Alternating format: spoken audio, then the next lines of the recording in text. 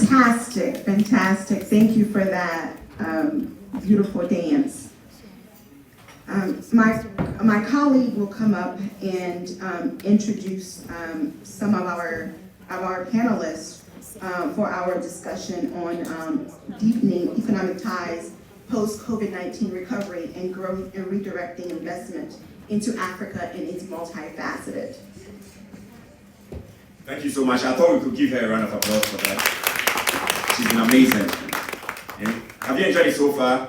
Yes. Oh, have you enjoyed it so far? Good Day Africa is still the Black History Festival, and we're excited to have you make history with this. And we are so happy to have you both online and in person here from Washington, D.C. My name is Nana Kwesi, and I'm here to introduce a panel discussion for today. And now we have Dr. Nadia Adongo Musa, if she's here with a wave so that you know her. Mr. Dominic Odro Entry is the CEO of Global Africa Trade Advisory Chamber. Mr. Odro is here.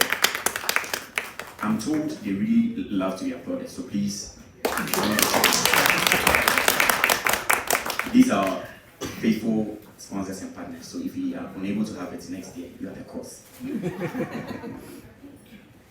Kosi Yankee is the CEO of Ghana Enterprises Agency. Madam, thank you so much. He's a Ghana Enterprise Agency, and this is a club.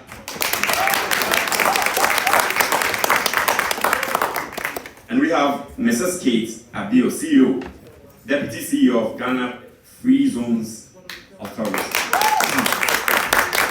So, privileged ladies and gentlemen, these are the people to give us insight into this panel discussion. Thank you. Thank you, my dear colleague. Great. As we know, COVID-19 has interrupted our world. We woke up one day and our lives changed forever. COVID-19 has disrupted our global economy. COVID-19 has claimed the lives of millions of people across the world. The African continent was fortunate to not have been impacted as much as the rest of the world. But nonetheless, it did disrupt our economy and also disrupted many facets of our lives. And what some of us will say is that our world would never be the same after this pandemic. However, as nations, we must assess and anticipate how are we going to move forward post-COVID-19 to ensure that we continue to have thriving economies, especially when it comes to countries across the African continent where some of the economies were already fragile, right? So in addition, you have the pandemic. So today's panel is aimed to assess and to have a dialogue on how do we proceed, how do we move forward post-COVID-19 to ensure that we have thriving economies and we can get our youth, as the Honorable Minister indicated, the African continent has one of the youngest population in the world. So how do we proceed to ensure that we can get our youth back to work, right? And we can address the brain drain that exists across the continent. So the first question I would like to pose, and I guess you all can kind of determine amongst yourselves like who would answer. I'm not going to ask this question in a particular order per se. You will answer and then we'll go on to the next person. So the first question is, what has been the recovery process and story of Africa post-COVID-19?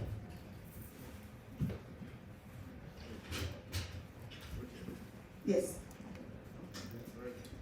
Good afternoon, everyone. It's such an honor to be back here.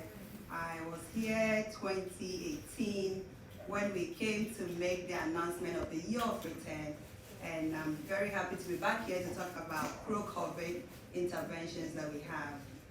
As they introduced me earlier on, I am the Deputy Director for Diaspora Affairs, which is the first ever to have an office at the presidency to cover on diaspora matters. And that tells you that our president, Akufo-Addo, believes in the diaspora, and that is why he thought to put an office in his office to take care of diaspora matters and take the opportunity of what the diaspora can bring back to the country. As an office, we roll out 2017 with the homecoming, 2018, 2019, then we had the year of return. But before then, before the year of return, I'm sure you heard of the Full Circle Festival, where we had some celebrities that came, some Ghanaian diasporans, Ozoma St. John, Boris Kujo, who led a team to Ghana to just come and have fun through the office, having diaspora initiative. And through then, we launched the Year of Return. And I think the success of that Year of Return, and every platform that I get, I try to give, shout out to Ozoma and Boris for believing in Ghana and leading a team to come and help us go into the Year of Return. We went into the Year of Return, 2019 came, the excitement was just there, everybody was, looking forward to coming back to Ghana, and then COVID came in, took us back. So what we do now, as an office, we believe in the diaspora. So the drive of diaspora to Ghana is what the office goal was. And now there's COVID. The airports are locked. Things are not happening. How do we slowly, get the diaspora to believe that Ghana is still the place to come to? We set up the COVID protocols, started with ease visa on arrival, and now, if some of you were in Ghana this December, we slowly started bringing our diasporans back. And I think Ghana, as Honorable Minister said earlier on, Ghana is a country that is always ready to receive its children of the African diaspora. There's 250 million of African diaspora out there. And if each one of us pick a country in Africa to contribute, I think Africa will be the lead of the world. And I think it's time we start looking at the diaspora strength and bringing them into it. Very well. Thank you for that. If I may ask a second prong to that question, what is the story of Africa post-COVID-19? What is that story you would like us as a diaspora outside of Ghana or outside of the African continent to know in the context of investments and so forth? I think as a country, as Ghana, we have the free trade head office in Ghana. And that tells you that the opportunity for Africa is based in Ghana. And as Honorable said earlier on, there has been a lot of raw materials that are left untouched. And there's a lot of opportunities. We know that the diaspora have the know-how, have the networks and the contacts. And I think pro-COVID, we need to start looking at some of these opportunities that are there in Africa that has not been touched. And as I think diasporans, the country is ready. We set up all our COVID protocols and giving the ease visa and access to coming in. And I think with an office support of the Diaspora Affairs Office, we are there to help you walk through the systems to be able to come and feel at home and not feel that you are lost in a different world. Very well, thank you. And as we think about the role of the diaspora, you said there's roughly 270 million of us outside of the African continent. In particular, when you look at African Americans, we have a spending power of $1.2 trillion here in America.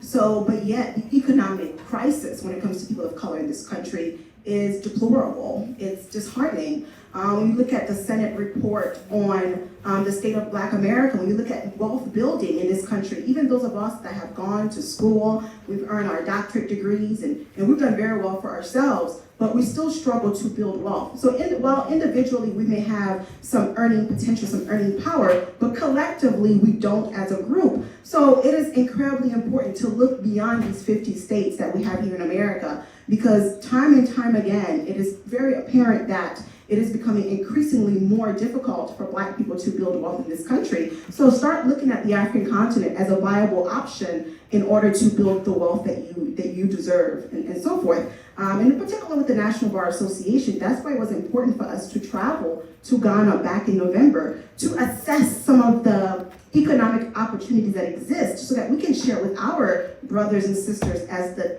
talented 10th, as W.E.B. Du Bois once said. We have a duty and obligation to share with our brothers and sisters. Here are the opportunities that exist in Ghana, across the African continent when it comes to building wealth. You cannot talk about economic justice and not look at the African continent, because there are enormous opportunities to not only build wealth, but to help with the development. And it's not just about the diaspora going to Africa to take, right? It's about working together, partnering to help develop the African continent, and at the same time, building wealth for your families so that you can actually pursue life, liberty, and happiness. So thank you so much for that. I really appreciate it. So the next question I might pose is, what has been the influence and impact of government agencies, SMEs, and other non-governmental agencies in coping with COVID-19? So any of you illustrious panelists could go ahead and answer.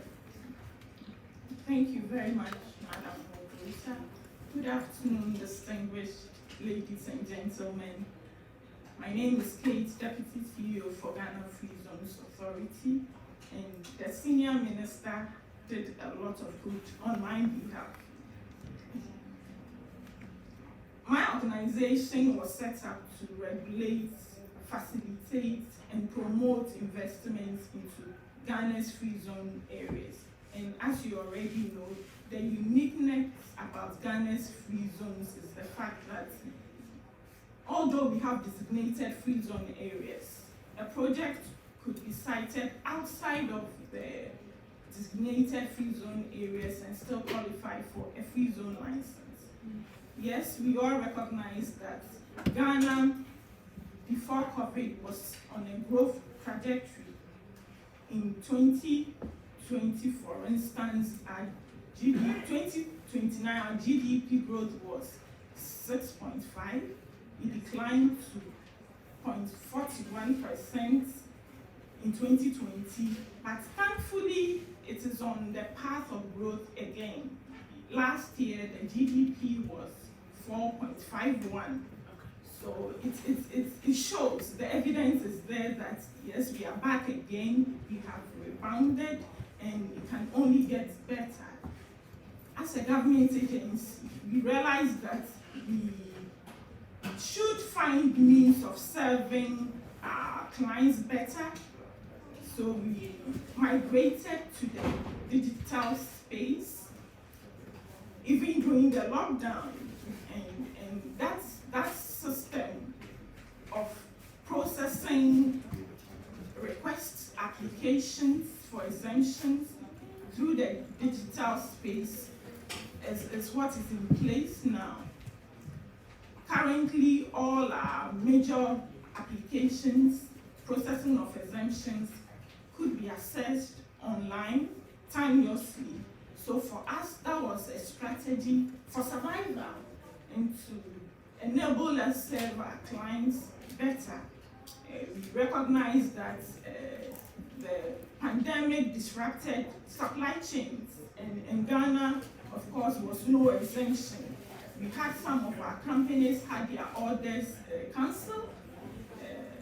The cocoa processing companies, for instance, suffered because they were mainly producing for restaurants and end users in the hospitality industry. So when flights were cancelled, no plane was flying, it affected their businesses. But we see a trend, a growth pattern, which I think should be encouraged. We've realized in recent times that most of the applications that we are now receiving are also projects that apply ICT. There are a lot of ICT companies that apply technology in the delivery of their services, who have seen Ghana as a country with the requisite skills. Our minister referred to the fact that we have a very youthful, talented pool. Our digital illiteracy is very high comparatively, so we have received a lot of applications. People set up projects in Ghana and serve clients using that digital space in America, in Europe, and the rest of Africa. We have companies that have set up offices in Accra that software for clients in the United States. We have companies that just label data for clients in South Korea. We have companies that just process data for clients in Europe. And I was amazed when I visited one of the sites and I realized that there was a Ghanaian sitting behind the computer and monitoring and a student writing an exams in the United States. So yes, by way of product, we have lost some steam because of COVID, but hey, a new door has opened and we would grab and exploit. Sure, certainly, please go for it. Sure. So for us at the Ghana Enterprises Agency, since it's one of government's agencies that was earmarked to support businesses during the COVID pandemic, a lot has been done. And it takes me back to the first question that was asked is, what is the story of Africa post-COVID?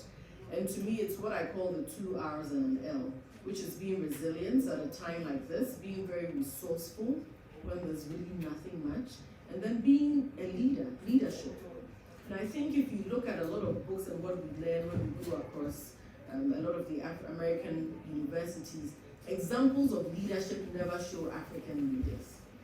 And quite recently, after COVID, one of the things I did for a university was talk about our president, His Excellency Nana Addo, as a leader, an example of what a leader does in times of crisis. And there's so much to be said of that as a story of Africa post-COVID. How our leaders, and most especially the Ghanaian president, rose to the challenge of really setting the pace of how COVID should be. And he took that leadership not only on the health front, but secondly also in terms of the economic front, which meant committing an amount of money through the government agencies to support SMEs. So close to $200 million was put ahead.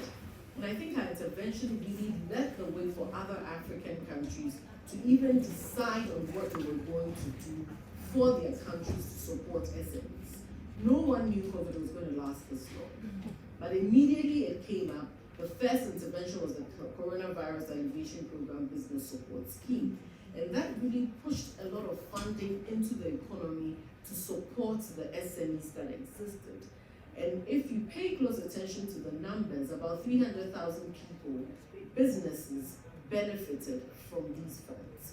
The beauty of that is, if you look at the data, is that for the first time, access to finance for women came to the forefront of what we did, without us realizing and even thinking for a minute that the president's intervention at a time like this would impact women entrepreneurs more than ever before.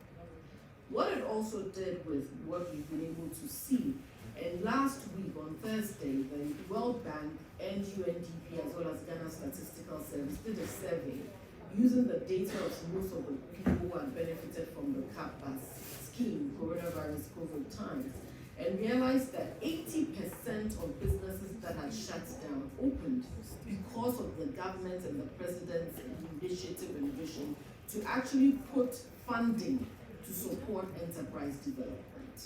So 80%, and that's no small number. If 80% of the businesses that shut down are able to open, it shows you the impact of government's direction in supporting economic and businesses in Ghana as well as others.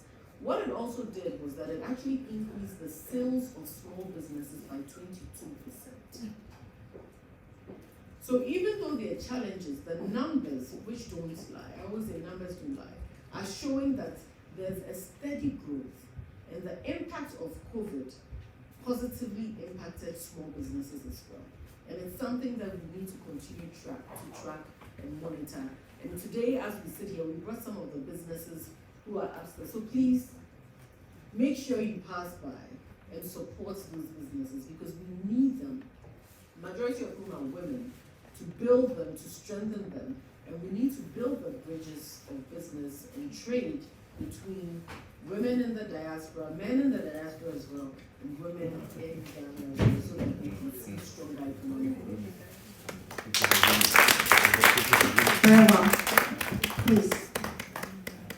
Madam,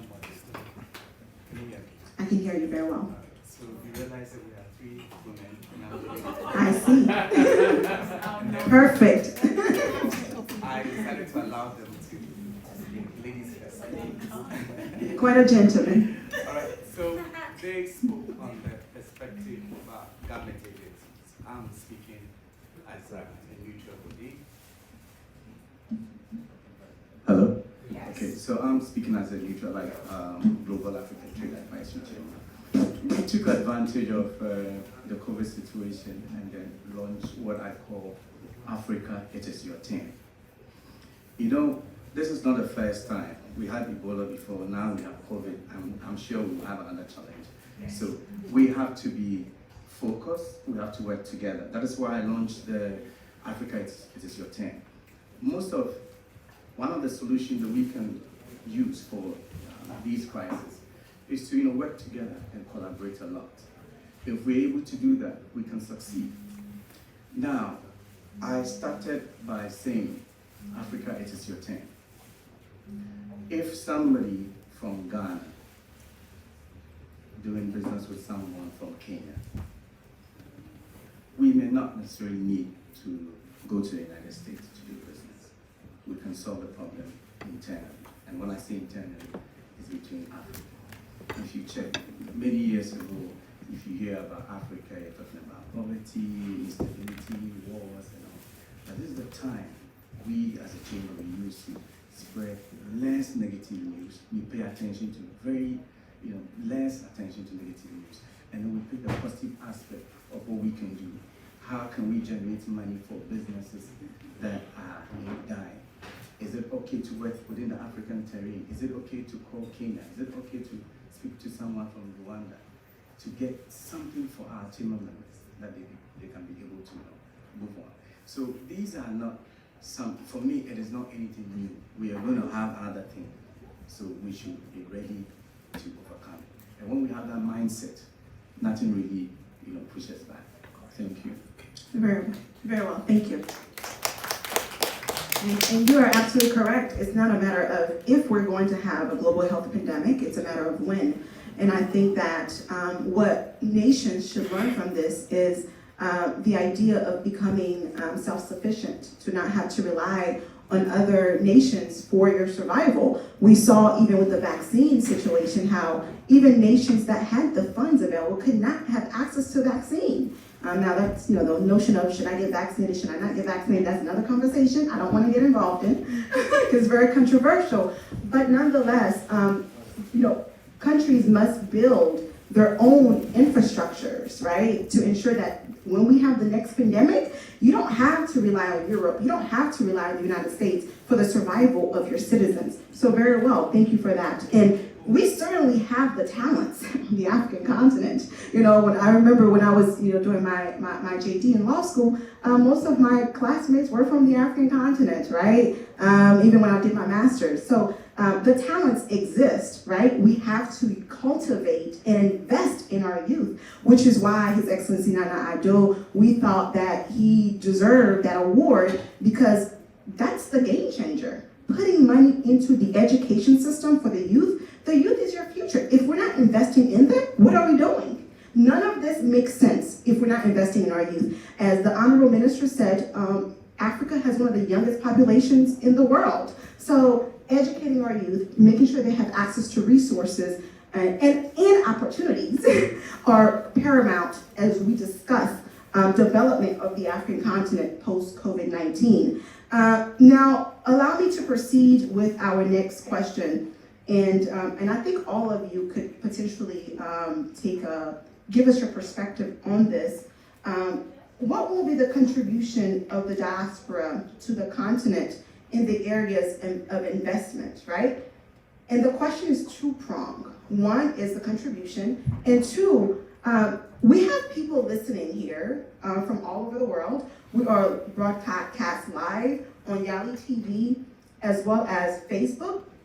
And someone may be sitting in their living room and would like to invest, would like to learn more, but they don't know what areas to invest in. Could you give us a list of areas that are in dire need when it comes to the African continent for someone to invest in? So one, what are the areas of investment? And two, how can the diaspora partner with the existing organizations on the ground when it comes to investments? As an office, when we look at the diaspora investing, we don't look at the coming with money. We believe that the diaspora have built so much that they could come without money, however, to invest in the continent of Africa. Some are knowledges, the know-how, and the partners. So we have two programs in the office. We have the volunteer faculty, where as a diasporan, you are a doctor or a teacher, a nurse, a healthcare provider, and you feel that it's time to come back to Ghana and help with the little knowledge that you have. What we do as an office is we set up an agency in Ghana who is also looking for someone who can come and then volunteer with the little time that they have, and then we help you through that network so you're able to give back to the country without bringing, but that know-how that you brought in could be more than any amount of money, because you are not only coming in to share the experience and the know-how that you've built here, but you are also coming back to give back to the country as to your own way of, giving back, as we call it, the volunteer faculty. We've also looked at a program where we target the youth, which is the diaspora internship program.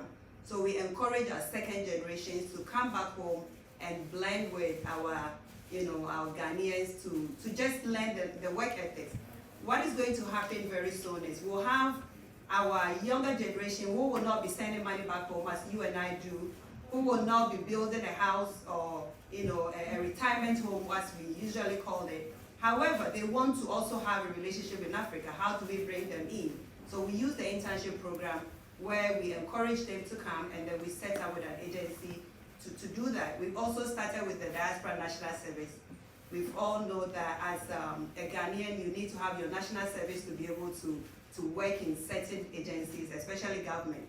And a lot of our younger generations now, children born here are not able to do that. However, they might one day decide they want to come and work in a government agency in Ghana.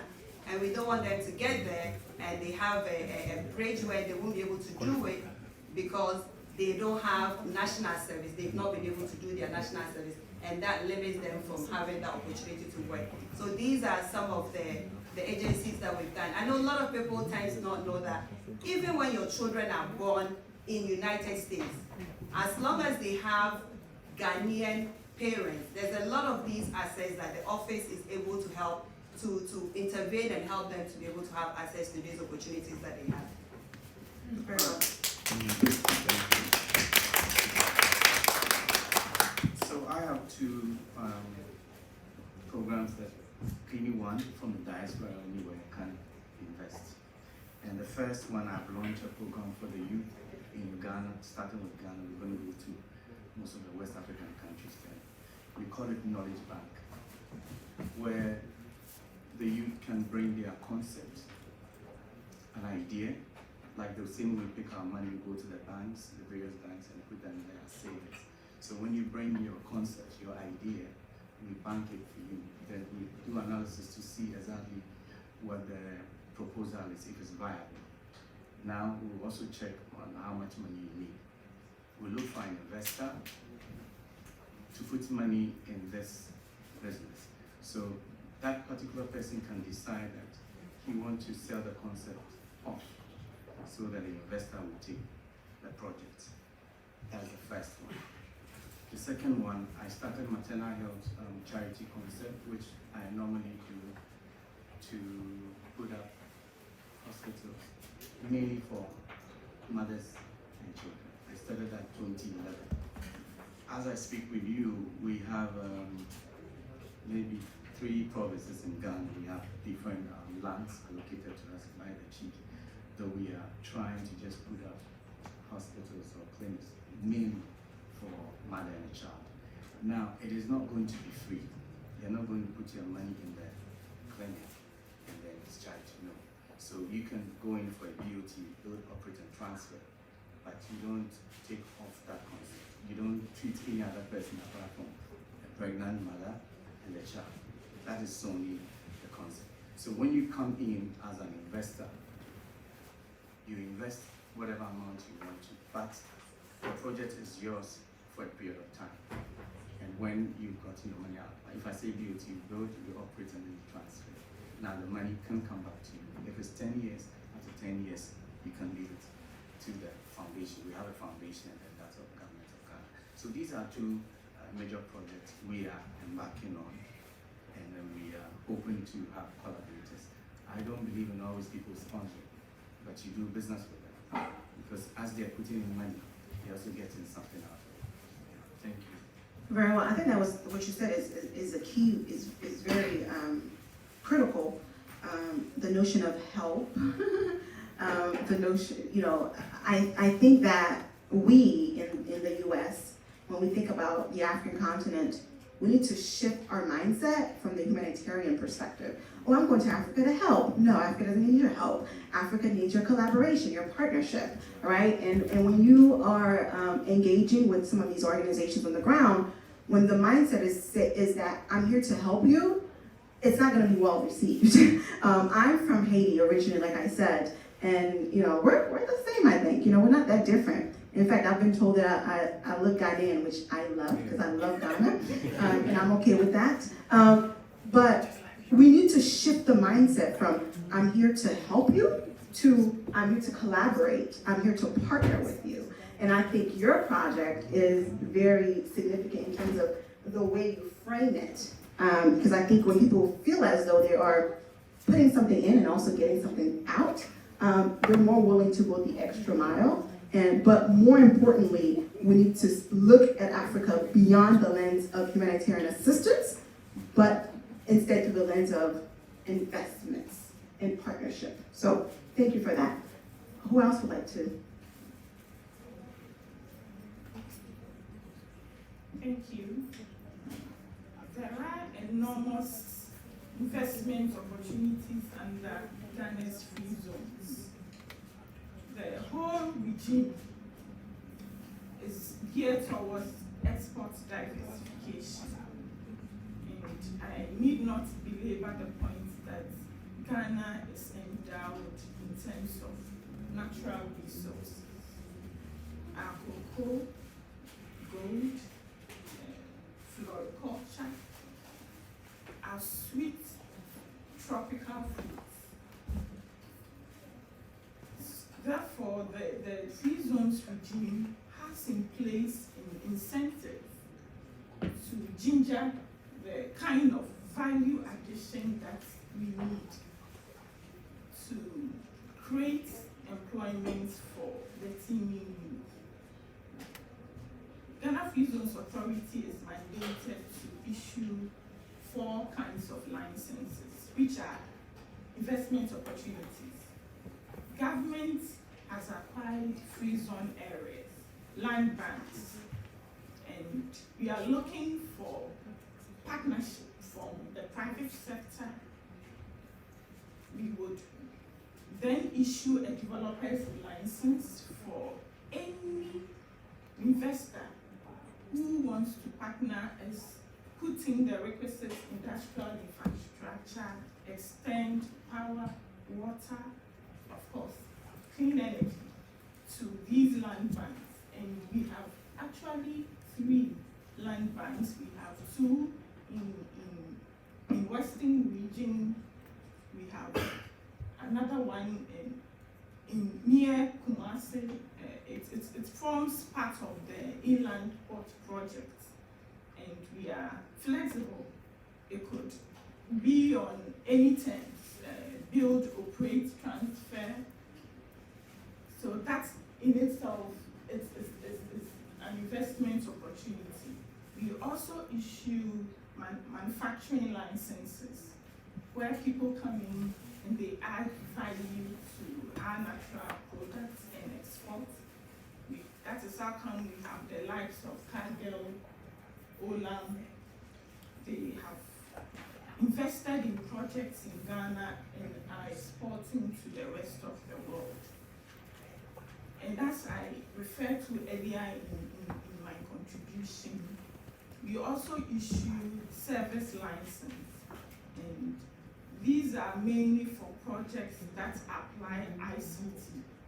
So you may well fund the projects, house the project in Ghana and work applying ICT techniques to serve clients outside of Ghana. We also issue commercial licenses where people bring in goods in bulk, repackaged to the rest of the world. And we have some priority sectors. Agro-processing is key. Textile and apparel manufacturing, floriculture, adding value to our gold, diamond, jewelry manufacturing, metal fabrication. The list is actually endless. And once I've alluded to incentives, I think it is a very good platform to take you through some of our offerings. The projects that qualify enjoy a tax holiday of 10 years, and thereafter they pay 15%. Every raw material or equipment required in the manufacturing process is actually cleared duty-free. We do not also discriminate between indigents and foreigners. A project could be owned 100% either by a foreigner or an indigent. And the beauty about Ghana's free zones regime is the fact that we do not have quotas when it comes to the number of expatriates you can bring in or your minimum capital threshold. So I have some brochures here which takes you through the details. I think I would pause here and give the space to my sister to be heard. Thank you. Very well, thank you.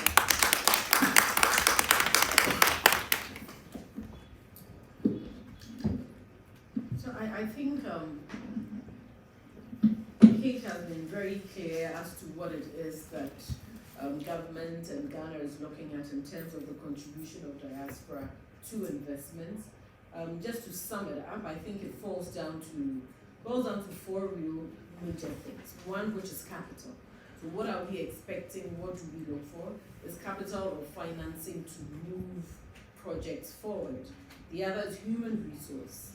So how do we also get human resource, or how do we build human resource bridges between us and the diaspora to be able to do more than we can actually think about, which falls in line also with the know-how and translates into the know-how and the partnerships between existing businesses and those who have ideas of supporting the business or have funding to support the business or helping to grow that business. And so the partnerships are very, very important, especially now at a time when we're looking at transforming our economy and building a stronger relationship with the diaspora. So how do we build and strengthen these partnerships? Then I take it to the sectors. I think it's quite important, especially when you're looking at the free zones, which sectors are important. But just to give you a general idea, the agri and the agribusiness sector booming, the capacity to grow and the capacity for us to do so much more there. The tourism sector, then the creative arts, which is one of the sectors that for years we haven't really brought to the fore. And more, I think it's important for us to take a look at the creatives and how we can actually invest in the creatives, which includes the fashion, the clothes that we all wear, and the conversations we have about it, and many, many more. The beauty sector, in terms of the value addition to the shade to make all sorts of different things. And as I mentioned, some of the entrepreneurs we brought here today have been able to do that in terms of transforming, so adding value to the agricultural products, adding value to the cloth that we have, the African cloth, and others as well, and being able to do so much with it. And so that's what we're looking for. We're looking for strong, long-lasting, long-term partnerships that will provide the financing for us to build the economy, to build Ghana, and get more of you to also come and live and work with us.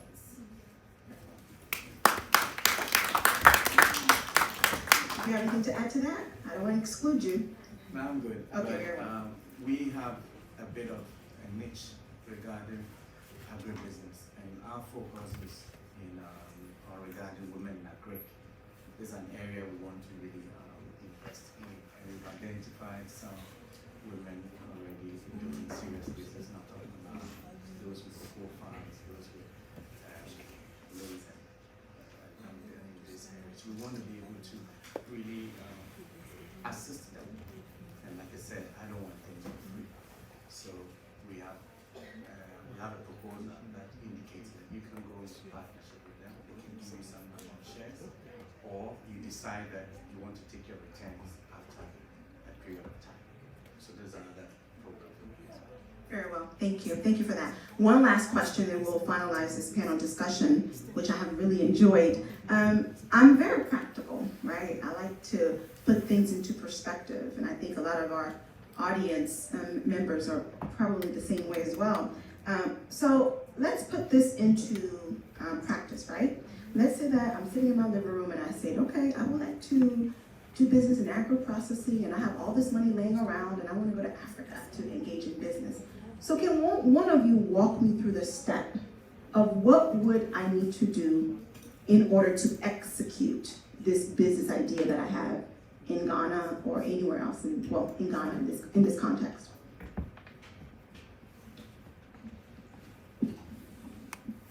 Thank you. I believe in Africa. Good in terms of incorporation of companies.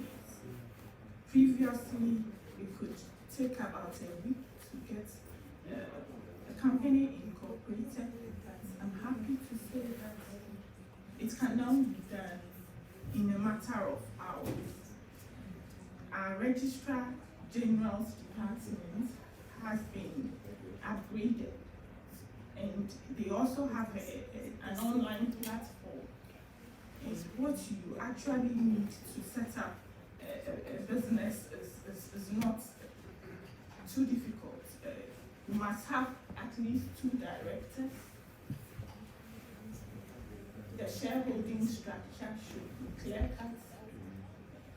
And once the business is registered, if you are coming in as a free zone entity, you then buy and fill an application form, and you attach to this application form your constitution. The constitution is written by the Registrar General, so you just attach your constitution, and because the free zone regime is exporting orientation, you have to prove that indeed you have the export market, and you prove that you have funding to implement your lofty plans as listed in your business plan or feasibility study. If in the course of evaluation there is the need to follow up and contact you for more reports and documents, that will be done. And by the dictates of our act, we have to respond to your application within 28 working days. And I tell people that you really do not need a consultant to walk you through our registration formalities. If it is an investment that is not exporting orientation, after your registration, you approach GIPC. We also have online platform. GIPC stands for? Ghana Investment Promotion Your Center. office. My office is Ghana Free Zone Consulting. Got it. Okay. So, you may proceed. GIPC would, as our Honorable Senior Minister alluded, they have some capital thresholds. So depending on your particular sector, you may well have to show proof that indeed you have transferred the requisite capital to the banking system as approved. So basically, these are the very steps. Very well. I think that was very important for our audience to understand the process of setting up a business in Ghana. But again, did you want to add to that? I just thought before you even set up the business, various embassies have diaspora desk officers. So these diaspora desk officers are your first point of contact, and we have Mr. Ernest Ampofu here from the embassy who can also assist you through all this business registration before you even make your decision, getting the visa, and then coming to Ghana. Very well. Honorable Minister, you have your hand up. No? I saw your hand up.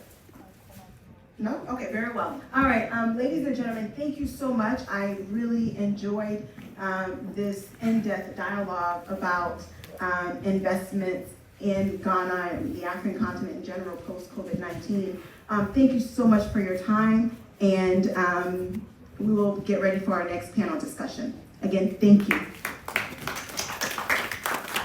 And I have some friends here that represent the Accra First Office of the President. I'll leave it with our moderator to make sure that each one of you gets one.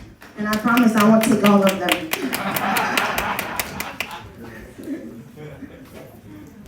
Start a little business on the side.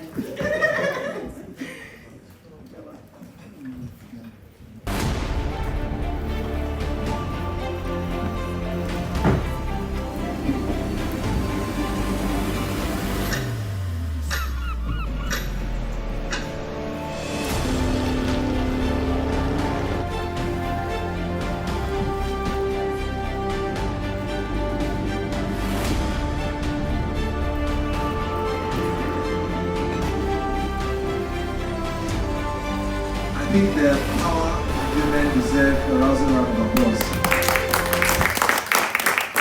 We can do it better for the woman power. Thank you very much for that section. We are drawing closer to the end of today's section. It is not for any reason we call it the US Africa Trade Forum. Up here we have some brands from Africa that are being displayed. We'll be having a segment with them where every discussion and the dialogues that we'll have, networking we'll have, will be done upstairs. But also know that this program is streamed live on Yali TV. It's being streamed live on Yali TV. So if you go on Facebook right now, or you go on www.yalitvonline.com, or on www.blackhistoryfestivals.com, you can watch this program live. I also want to acknowledge the Yali program by the State Department for supporting this program today. We're having a quick section where we want to hear from the voices of the youth on US-Africa trade. We have some distinguished personalities whom I'll be announcing in the next couple of minutes to join me upstage to have a brief discussion. All the way from Nigeria, the big brothers of Africa, we have a dynamic leader who is a Yali fellow. He's a regional leadership alumnus. He's also a Mandela Washington fellow that actually had this program here in the United States. He is the executive director of School of Education based in Nigeria that trains young people in leadership and inspires them for education. He's in the person of Daniels Akpan. He is right here in our midst. I welcome him to join me here. As he comes up, join me as we welcome a personality. He's also from Africa, but he's based here in New York. So Daniels is based in North Carolina, and he flew all the way here to be part of this program. We also have another dynamic African leader here in the diaspora. He runs a program or initiative or an organization that looks at how Africa could develop sports, education, and development as a strong tangent for mobilizing economic development across the continent. He's the person of Mbaye Mbengu. I hope I pronounced it well. Yeah. As he joins us. Is US Africa trade, right? So we have an African entrepreneur who has made a lot of strides in the area of agri-business as well as technological development in agriculture. He is in the person of Kamal. He is from Ghana. Since I've mentioned a number of countries, Nigeria is represented, and that's Senegal. All the way from Ghana, we have Kamaluddin Yakub of Trotro Tractor in our midst here. So, Mr. Kamaluddin, if you are here, that's very nice. Lastly, unfortunately, we didn't add any woman, so we are in trouble. So it's balanced. Yeah. The professional, the high-level panel has the ladies, and this has the gents.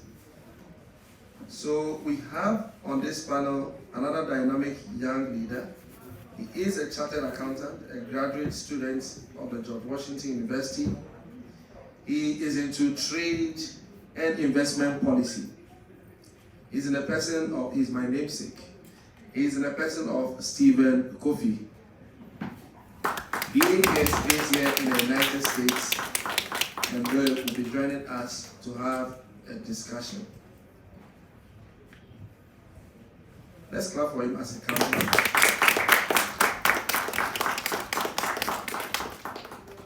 As I said earlier, we will be having a networking section upstairs where we have some of our brands who are exhibiting. One will say, we are expecting thousands of people to come in, but this program is reaching thousands of people online. So if you see all the brands here, just know they are international brands, and sooner or later they will be in the biggest malls across America and across the continent. So, gentlemen, you are welcome. This is a Pan-African panel. We have Nigeria, Ghana, and Senegal represented here. I hope I got it right. Okay. So our discussion is going to be very snappy and to the point. And we're discussing on empowering and positioning medium or small scale industries, and how industries can be a frontier of Africa's economic emancipation. It looks a mouthful, but it's a serious discussion that people who are online are watching. So I'll just take a sneak peek at those. I'll take some comments of people who are asking questions online, as well as those of us present here. We're supposed to have some questions for the general public, but I guess we will discuss some of the key points. Look up at your economic zones. The Sahel area of Africa, Sub-Saharan area of Africa, West Africa specifically. We see how, and then from Africa's largest population or populous country. So I'll start with Mr. Kamal. What steps can we take as young people? Currently we have a high level of unemployment rate, not only in Ghana, but across the continent. Africa has a population estimated at around 1.2, 1.3 billion. And the young people form more than almost 75% of that population. What steps can we take as young people, especially in your industry, to make pragmatic steps towards economic emancipation? Thank you very much, Selassie. It's working.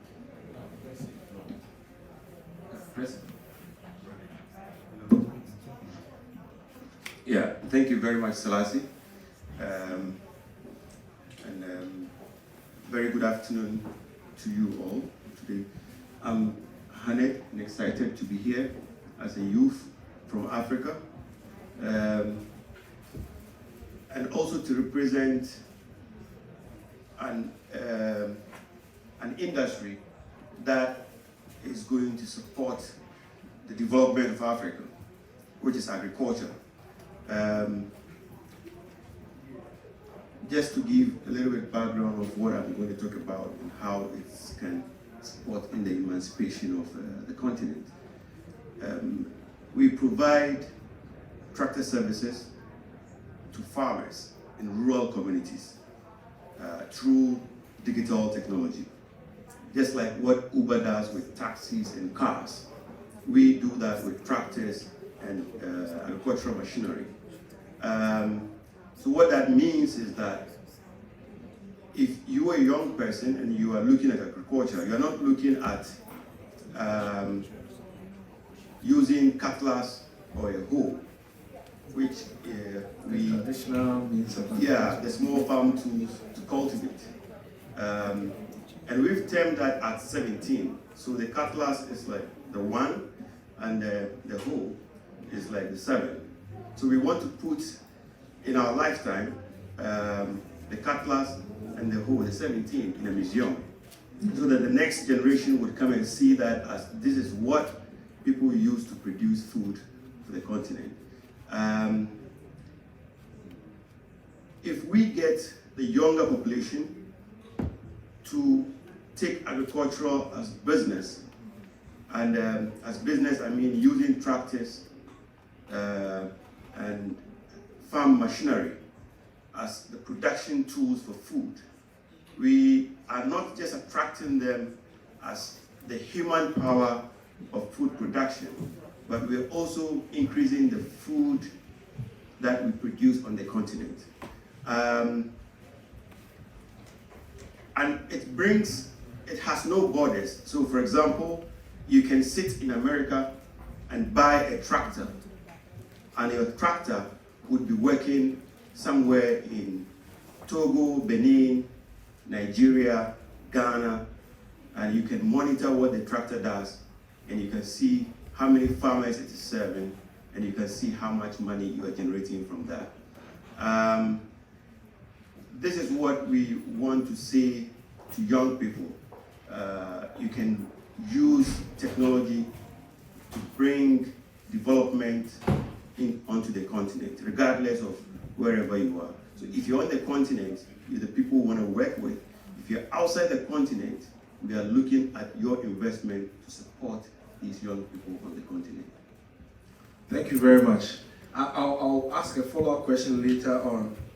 How do young people practically get the opportunity to be involved in the mechanization of agriculture, taking the fact that some of these machines cost megabucks?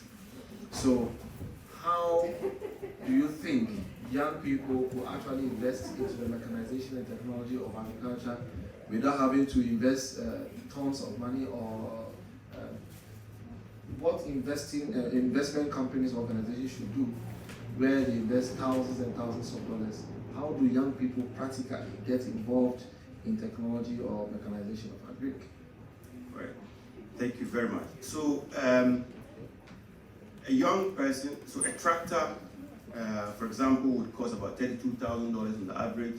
That a young person cannot afford. Easy to afford, especially in Ghana or Africa. in Ghana. But what they can do is to come together with $1,000. So you have 32 people coming together to own a tractor. That is a vehicle they can work through to invest in the business. But then there are also businesses in the value chain that allows young people to participate. So you can be a tractor operator, you can be a mechanic to the tractor, you can be a spare parts dealer for a tractor in a rural community. So these are all opportunities that you can do. But primarily, you can actually start a farm with less than $500 if you live in a community. Yeah, so these are opportunities for young people to participate. Amazing, amazing. Thank you very much for that point. So as a young person, if you are watching, I remember Ambassador, Suka Mafuzi said in November when we had an interview for her, she said, youth groups, organizations, and associations have the power that they are not aware of. For example, in the Yali network, there are over 750,000. Imagine 750,000 young Africans decide, even 50% of them decide they are going to invest $1,000 in 1 year. How many tractors can we own to actually revolutionize agriculture on the continent? So we need to begin to look at the numbers that we have and the abilities we have as young people. And I think it's a very incredible point you made there. And if you are watching, there is a lot of nuggets to take from this discussion. So I'll go to Mr. Daniels Akpan. Education is key. A wise man told us and some other people in the meeting that technical education is key to the socio-economic development of Africa. And that wise man is in our midst here. He told us just some hours ago. Since you manage an organization that promotes education, what have been some of the strides you've made in contributing to the technical or technological education of young Africans to begin to move from the scholar form of education into the technological or technical form of education? Good afternoon, everyone.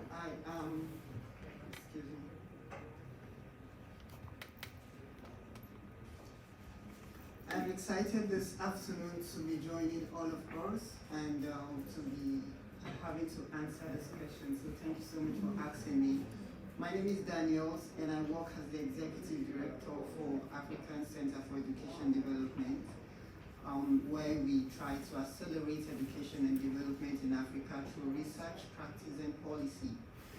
I listened keenly to the previous sessions and also the keynote address, and all of this conversation was around African development. And if we look at African development, we will see that the huge responsibility of that is on the young people, because we have about 75% of young people who make up Africa. And if like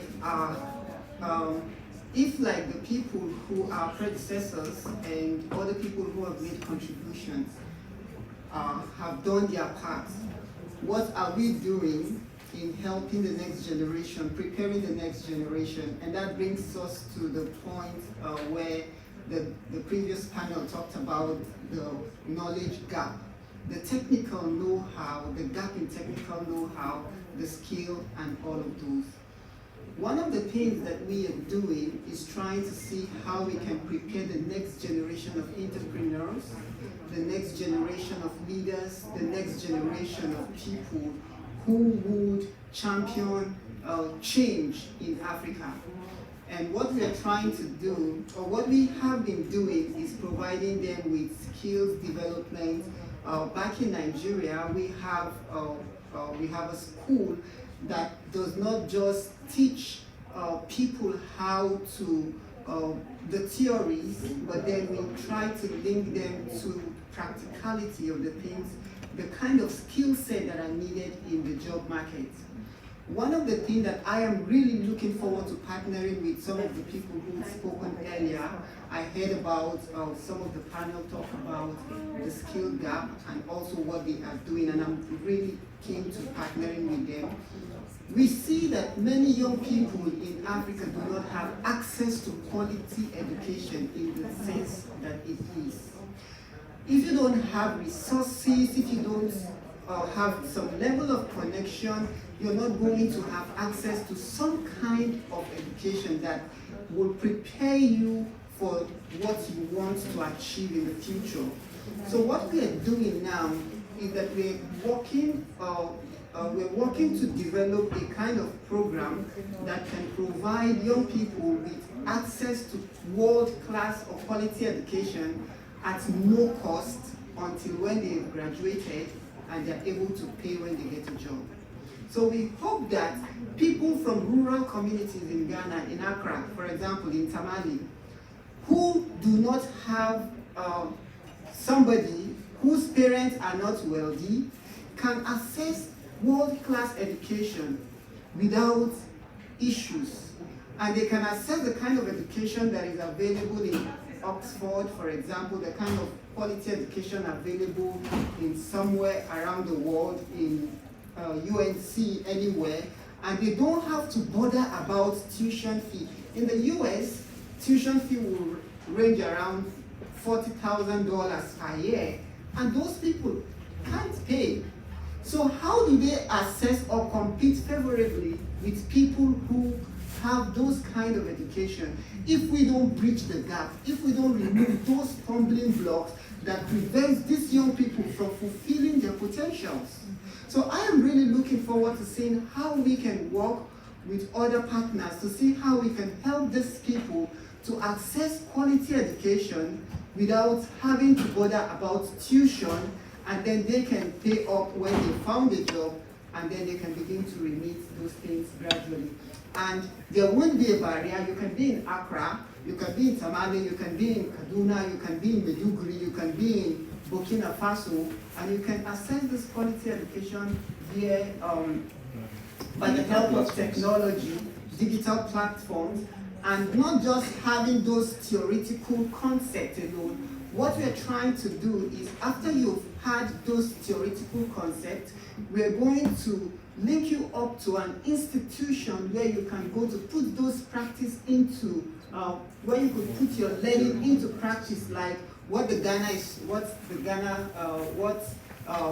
the service, I don't know, the National Service Scheme, yes. So something like the National Service Scheme where you can go for internship. So that will give you the opportunity to intern in an institution that is practical. By the time you graduate or leave that place, you don't just have the concept. We have electrical engineers who can change electric bulbs. So we have a lot of things that are, they have the concept, they can tell you details about what to do, but tell them to do it in practicality and they can't do it. And the institution today, nobody will hire you if you can't do that, because we're talking of value addition. You don't have value addition. So this is one of the reasons why we see that the unemployment rate in Africa is increasing, because the jobs are there, but the skills are not there. In most instances, the skills are not there. So there is need for us to make our young people competitive. We can compete with anybody in the world. And if we don't create this gap, if we don't bridge this gap, then the issue around value addition is still going to be in range, because we don't have people who are going to be processing these our raw materials. They don't have the skills. So that's why we take them outside. But if we have people who will process the skills, we have the raw materials. So there is need for us to begin to process our own raw materials in our own African nation. So this is some of the things that we are working to, and I'm really excited, and I'm hoping that we'll be able to work out some of this partnership and collaboration with as many people who are going to be available. Amazing, amazing, amazing. Amazing input from the two speakers so far. Indeed, I dare say that is where the diaspora comes in, and that's where US-Africa relations, for example, is very key. For example, the YALI program, the leadership program which you are a beneficiary, there's a practical connection to a school that plays a role in developing your personal skills in the area or industry you choose. So I'm thinking that in collaborations going forward, we are looking forward to make sure we build this kind of partnerships that address these key technical deficiencies on the continent. And I'm very sure that diaspora, as we are beaming to the rest of the world, as we watch this program, there are opportunities for partnerships, as Daniels just spoke about. Excuse me. In the area of sports in Africa, the whole world can attest to the prowess of the African when it comes to sports. An advantage that sports inspires in development of countries. But let's look at Qatar hosting the upcoming the World Cup. The infrastructural development alone speaks volumes. When we look at the Olympic Games, the recent Africa Cup of Nations, it spurred the infrastructure of Cameroon. So there's a key, and the last time, I'll make a reference again to Honorable Yalsafo again. He spoke about how football played a key role in creating excitement in the country. When there's excitement, there's business increment. People will buy more. Imagine there's a football tournament, a competition between Nigeria and Ghana, and then Ghana scores Nigeria. That's right, yeah. On the streets of Accra, markets will boom. So there's a key correlation between sports and development. So I'd like to find out what are some of the key inputs young people in the diaspora, especially in the United States, can take from the United States. There was Super Bowl last weekend.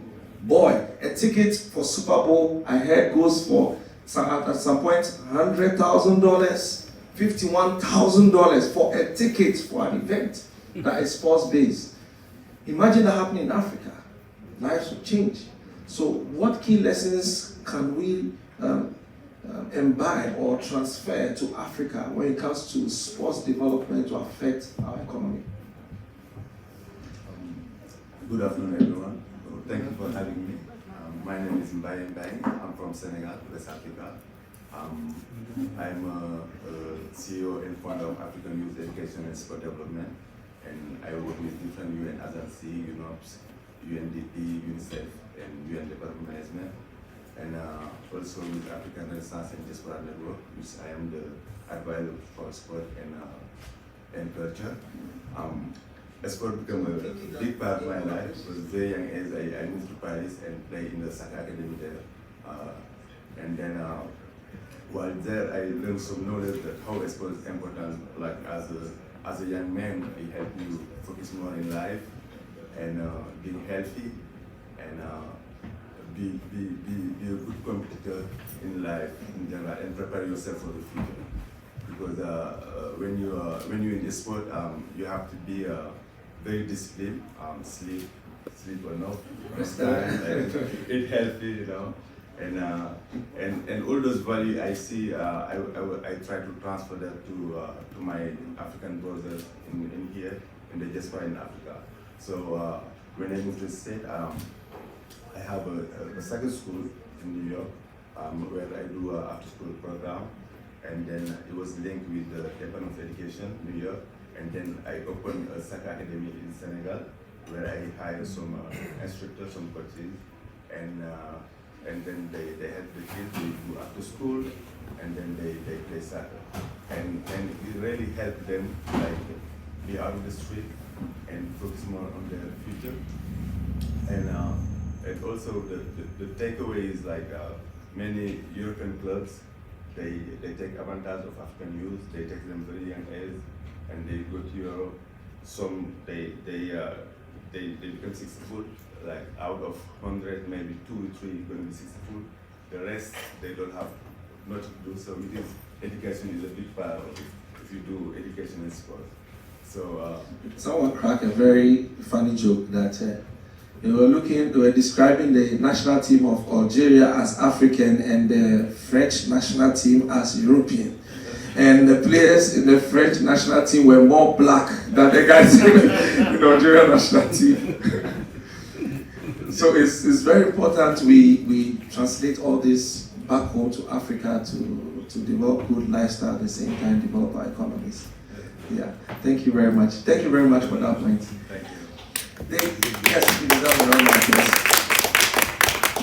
applause. To someone like you who had part of your education in Ghana, as someone who is a chartered accountant, most of the times reports that come about Africa in the media, of course, which we'll be discussing on Wednesday, of course there are some that are biased, there are some that are accurate to some extent.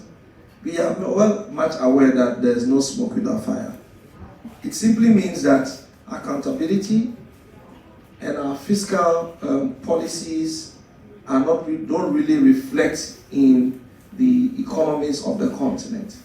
As a chartered accountant, what are some of the measures young, vibrant, skilled chartered accountants and other professionals in the financial sector can bring to board when it comes to the economy of Africa? All right. Oh, you sons of Africa. Thank you very much for the opportunity to be on this panel. I'm a graduate student in George Washington University. I study public policy, and I have interest in fiscal policy, trade and investment policy as well. The issue of we not reporting the right data actually brings the debates that happen in the media about Fitch recently, that the president actually in Ghana, and from Ghana actually, that we should disregard what Fitch says and all of that. I think it actually brings to the fore the debate that has come up that government wants to set up a credit rating agency. And these are actually steps that are very relevant because I did some work on the bond market in Ghana, the fixed income market. And the fixed income market is very relevant for development in the economy. If you look at the American economy, one of the reasons why businesses are able to grow is because they have access to capital. How do they have access to capital? Because they have very deep capital markets. So to create these deep capital markets, you need to put in place financial sector infrastructure.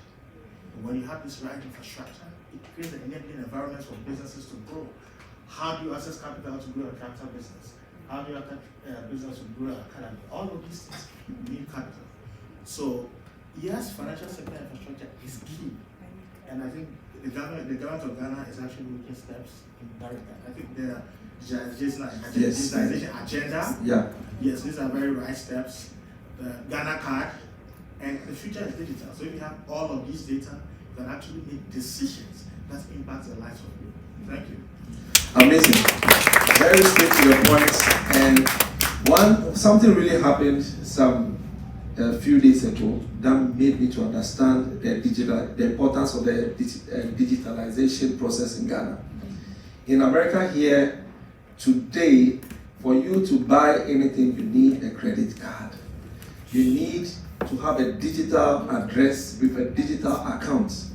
The importance of that PVC is more important than a sackload of liquid cash in America. You can be a millionaire, and if you open your briefcase, it means nothing in America today. But in Africa, so I would say cash is king. And because of that, we lose so much when we have to trade with international organizations that come from America and other parts of the world. And so I think Ghana, yet again, is leading the way for Africa. And there are so many advantages that come with digital systems. And I think it's something that we need to emulate. And I believe that this will be a platform where we'll get more software engineers and people who understand physical or financial infrastructure to begin to partner with their technical know-how, with institutions. And I've been seeing young Africans building this organization here, partner with the top-class professionals who can come back to Africa to actually have contracts with governments to add value to some of the policies that are already existing on the continent. It's such an amazing time to have you gentlemen. Your last words in 1 minute each, and then we'll run up this section. And these gentlemen are available. We'll be sharing their organizations on the Black History Festival website. So be on the lookout. Once we finish this program, it's going to be the launch pad for 2023. You are going to be seeing the organizations there.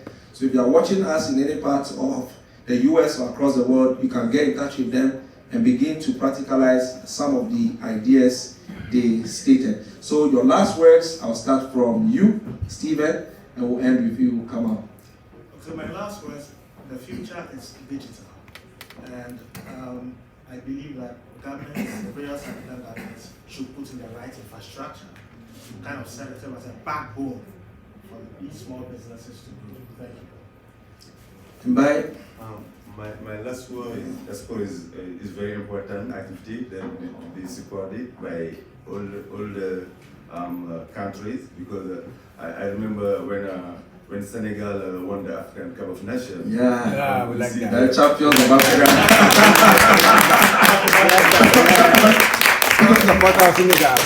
You see the opposing party with the government, they come say hand and they never look at eye to eye. So just as well does that. When the line brings people together, they unites together, shaking hand, and we see that World Cup, Iran and US, they play after the game, they exchange jerseys.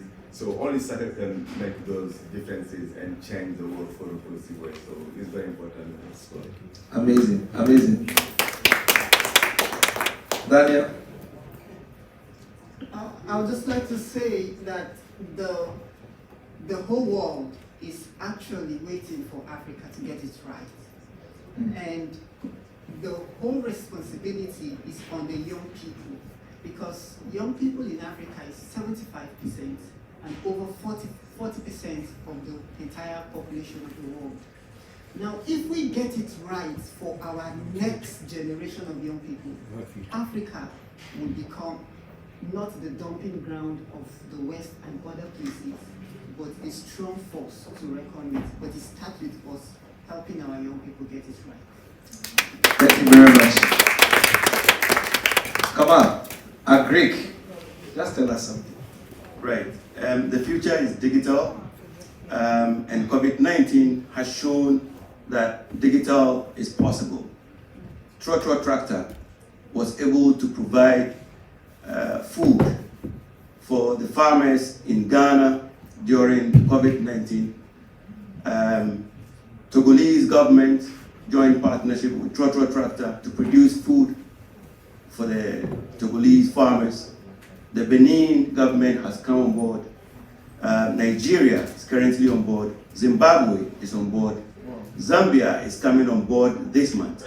And so that is all possible because of digitalization. And I'm happy that Trotro Tractor is able to do that from Ghana. Anyone who knows Ghana also knows Trotro. So wherever you see Trotro, it is Ghana digitizing Africa in agriculture. Thank you. Since you are together, Ghana, Nigeria, who is winning the World Cup qualifiers? We win all the time. Your prediction? That is, you agree with him? Yeah, I agree. Can I ask You agree Nigeria is losing? Ghana. Can I ask I would allow him to just finish 9. On this bright note, okay, and yes. Anyway, I just have one more question for them. Who has the best jollof rice?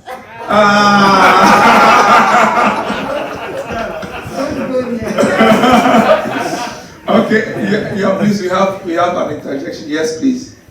You have questions? Yes, please. Yes. Okay, Yes. thank you. So I really have enjoyed, me and my husband, the conversation. We have a business. We're expanding to Ghana. My husband's grandfather started in 1890. He left his slave plantation in Virginia, came to America, 120 years old. We went to Ghana in the summer, and we have a lot of work to do. I'm so glad y'all talking about the youth, because me and my husband, the work we're doing now, we have to extend our business another 100 years. There's going to be youth, the young people that we're interested in that's going to help do this. Since we've been doing this the last 6 months, I was in a class of about 60 women from about 17 African countries. I was blown away by how ones live, what we don't have, and we have got to invest in our youth. Since we've been back, we've been sending back laptops. How you don't have a laptop? If you don't have a laptop, if you're not digital, you're not part of the world. So we concentrate our efforts in Northern Region, OT, Tamale, and our youth. It's unacceptable. We've got to do better. Everything is not a celebration.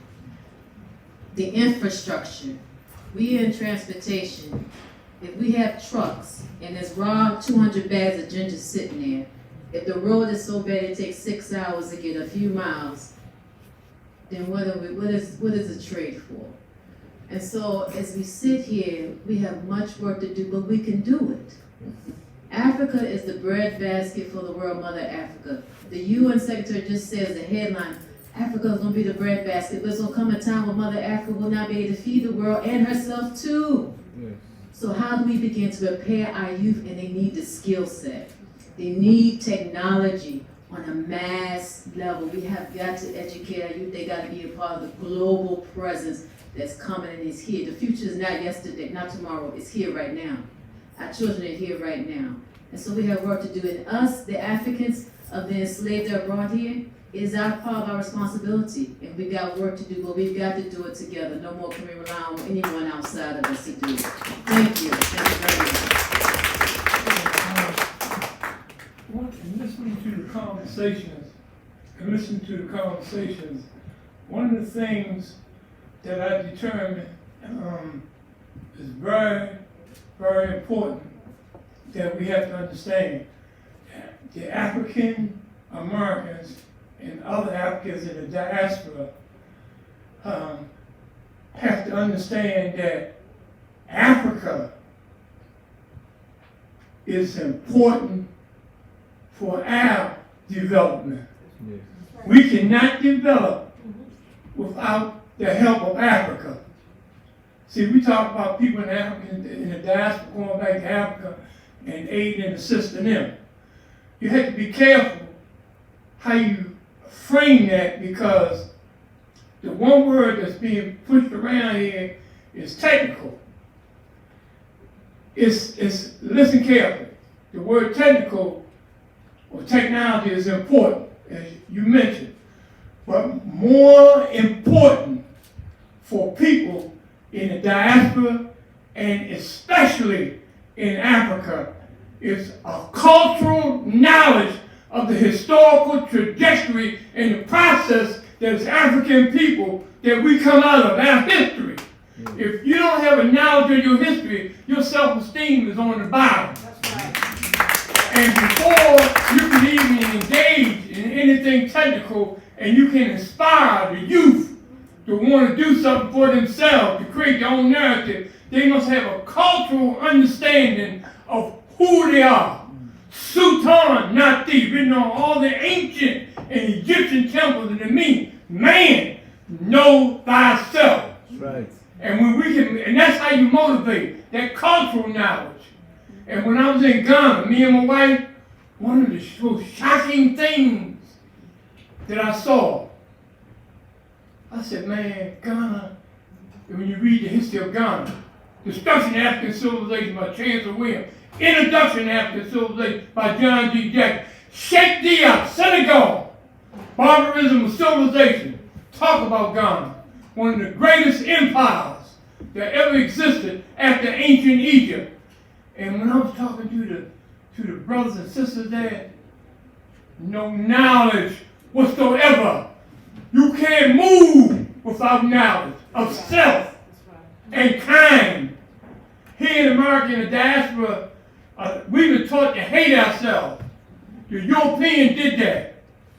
He taught us to hate ourselves. When you drive through D.C., when you drive through Philadelphia, when you drive through Baltimore, Maryland, etc., you see brothers and sisters on the corner like this here, doped up. Why? It's not the drugs, it's the lack of understanding, self-esteem. That's because the Europeans, the way they set it up, they deprived us of the knowledge of self. They knew what they were doing. That's the engine that drives people. We must, if we're going to start having school, we're going to talk about education, you've got to have a teacher knowledge of self. That's what drives us. We're taught in this country individualism. African culture traditionally was communalistic. The individual, if he became detrimental to the group, he was pushed outside of the society because the group was more important. Why is the group more important in the traditional African culture? Because we came from a society, we came from a culture where we were connected to the ancestors. Not only the ancestors, we were connected to the God force. And everything that we looked at in nature was part of our community, whether it was a tree, whether it was an animal, no matter what. And we have lost that concept. We have lost it because we have been disconnected, not only in the diaspora, but in Africa too. And we got to bring that back. So when you talk about the word technical, add to it cultural. Thank you.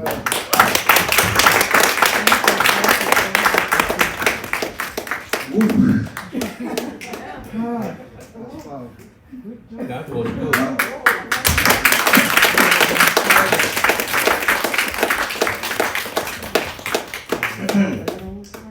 That was very powerful.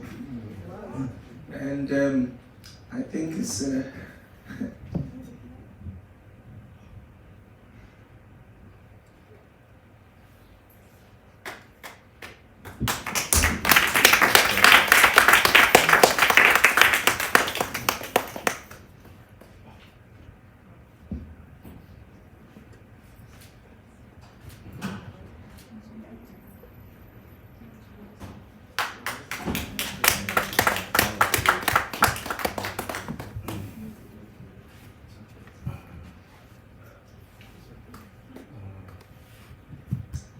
Kofi deserves another round of applause.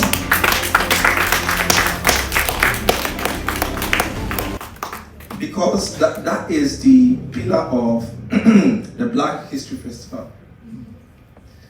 Without history, heritage, and culture, people don't know what they have to do. They miss everything. You've said it all. He deserves another round of applause.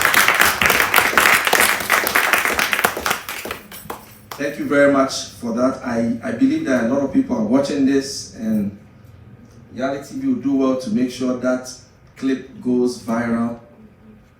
We will share it as far as it has to go, so that people who have missed, I can't imagine a tree without a root.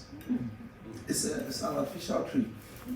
And we building artificial systems if we don't really understand that concept. And we looking forward that the Black History Festival will connect more people to our culture. So I said earlier, don't be surprised if you see some of our brothers and sisters who have never been to Africa before going for the first time. They come back and they're speaking Ewe, Ghana, Twi, Hausa, Yoruba, or Igbo. Thank you once again for that power or Ignite talk. Thank you.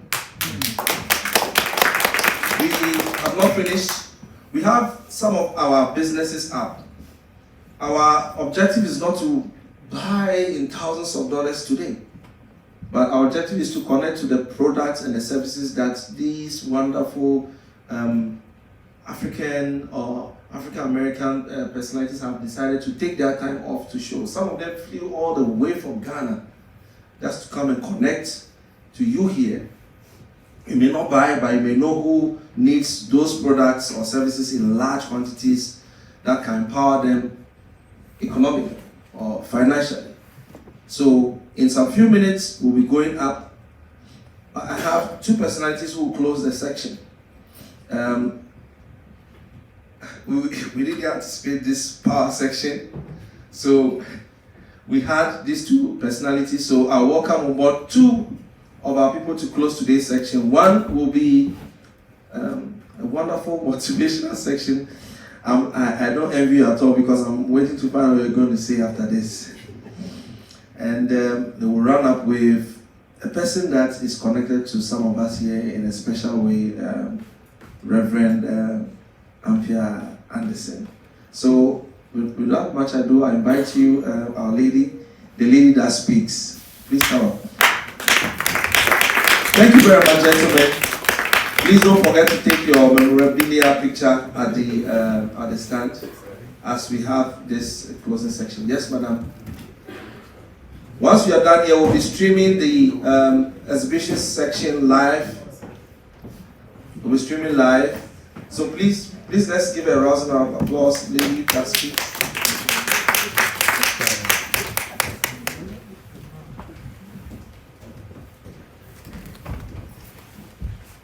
Thank you, Mr. CEO.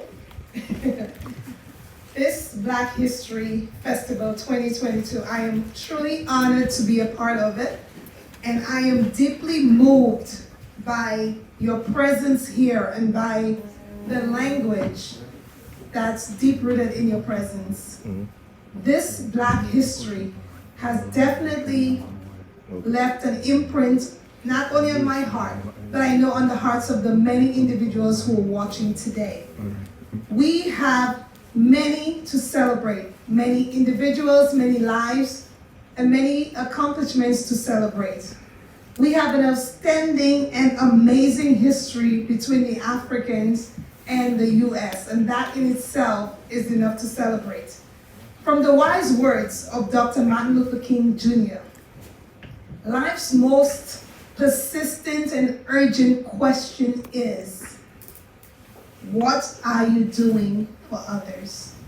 Truly, sitting here today has proven by the many testimonials shared today that we are not just spectators, we're not just sharing ideas, but we are proactive in getting the youth to become the leaders that they've called to be.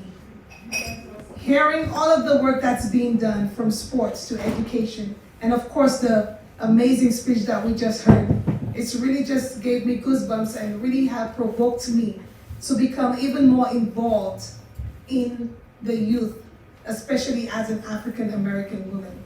I am thrilled, and this Black history will never be the same. Thank you everyone for what you are doing.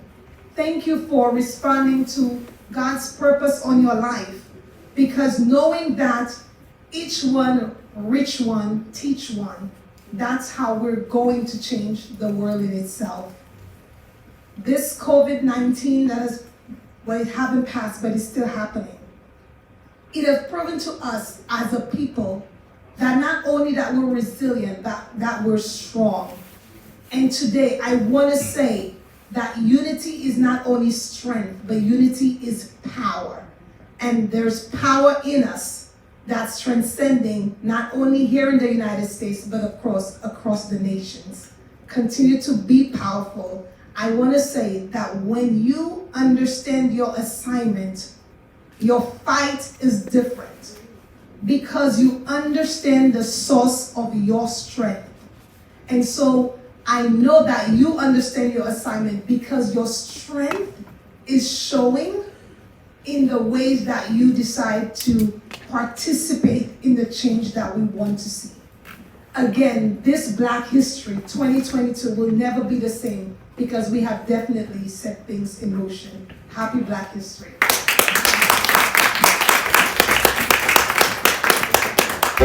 I believe in Africa. I believe in Africa. I'm Eunice Emmanuel Bagi, the correspondent from Nigeria. Keep watching Yali TV. I believe. I'm Adikalias Kamara from Sierra Leone. Thank you so much for your inspiring and encouraging words. Mr. Minister, could you please come to the podium? Thank you.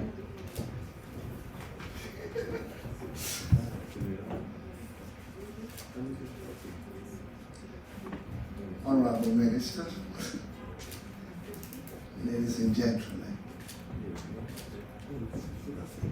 I did not know I would be called here. I was just coming as any other person to enjoy this event.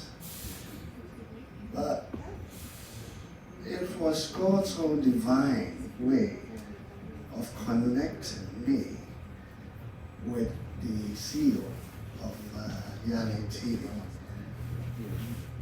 I went to a mechanic shop where I used to take my car, and the manager, knowing what I do as a minister, taking care of Black American Church, Asbury United Methodist Church in Germantown, told me about the Black History Festival and wanted me to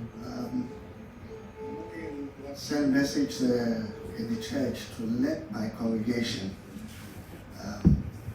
know that there's something going on that they can come and enjoy. And he showed me a flyer.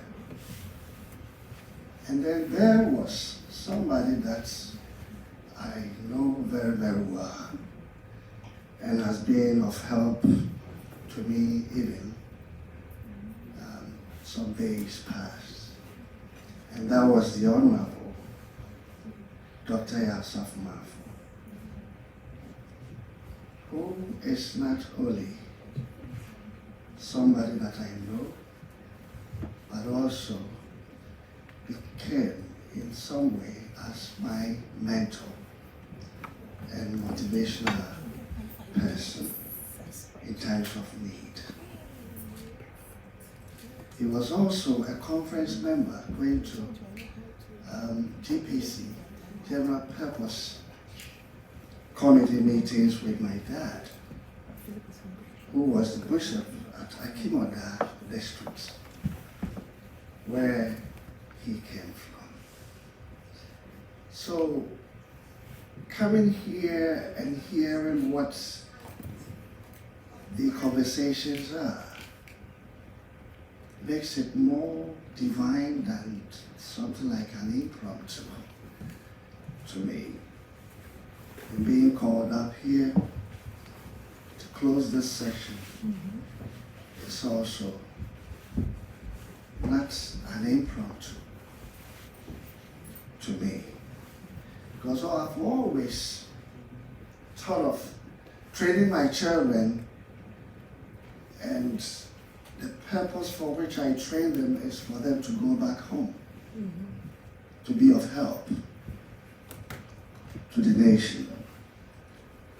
And for the panel talking about these things is something that is very emotional to me, that God is still in existence. That time is not something that he thinks about. Because in Psalm 90, it says 1,000 years is just one day in the sight of God. Our forefathers went through struggles. They stood the test. They were praising God even in times of struggle. They made sure that we can be here in the United States,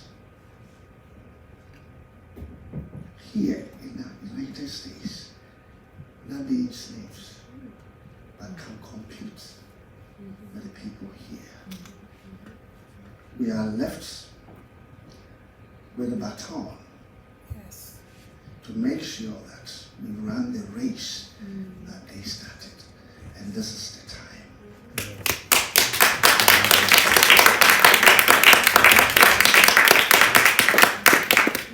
And to have our fathers here to be of help is so precious to me.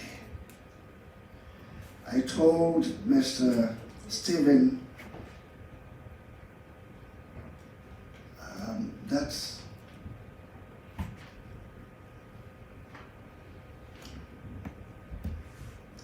Dr. Yasaf Mahfoud is not an ordinary person. He loves the youth. He loves the youth. He has the time to motivate youth. He has the time to listen. And at this time that he is still living, we need to take everything that he has so that we can be better in the future. Let us pray. Our glorified God, O God, who has been of help in ages past, and our hope for years to come. It is our prayer that since you created us all in your own image, you be of help to us, those who have been oppressed for so long. We know that, Lord, you will come in your own time. And this is the time that you will come to motivate us, unify us. They meant it for evil, but you meant it for good. To prepare us in this time of need to lead your world. Come, abiding Spirit, to be in charge, to continue to motivate us, to know the truth that sets us all free. We pray in the name of the Father, Son, and the Holy Spirit. Amen. Amen.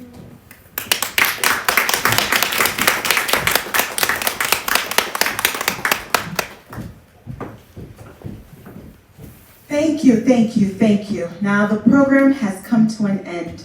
I must admit, it's been profound, and I think a lot of you probably share the same sentiment. It's been profound in terms of knowledge about investments in Africa and in Ghana in particular, but also profound spiritually, especially after our good brother delivered his his remarks. I think he touched a lot of people, moved this room in a way that I don't think we were quite there yet. So thank you. You have essentially kind of set the stage for the rest of the week. I don't believe that your participation here was an accident. I think it was divine, because as we are discussing investments in Africa, there's a lot of challenges. We need to know who we are as a people. We need to know where we come from. The education piece is paramount. And I remember when I started the program, I talked about the unification of the Black race. Yes, while Africa is open for business for everyone, right? Anybody can go to Africa and invest in Africa, and I'm sure governments would appreciate that. But to the African American community, to the diaspora, the 250 plus million living outside of the African continent, whether you are in the Caribbean, in the Middle East, in Asia, or right here in the United States, we have to incorporate our brothers and sisters to go back to Africa, right? And to learn about investment opportunities, and also governments in the Caribbean. What's been done? Are governments partnering with African countries, or are they still looking to Europe, to China, to the United States? While, yes, you can engage in business with other nations, but let's start looking at Africa as a viable option for partnership. When you look at the AGOA that exists between the United States and African countries, why not have a trade agreement between the African continent and Caribbean nations, right? Why not? It's doable. We can do it. But it first starts with education, knowing ourselves, knowing where we came from. Yes, as a Haitian woman, I'm in the Caribbean, right? But and I think as we discussed Black History Month, as a Black woman, I have a duty and obligation to talk briefly about the Haitian history, and I'll let you guys go. Haiti is a country that gained its independence in 1804, the first independent Black country in the world. So when you look at Haiti in the context of the African continent, which most countries on the African continent gained their independence in the 60s and the 50s and so on, Haiti has been independent for 217 years.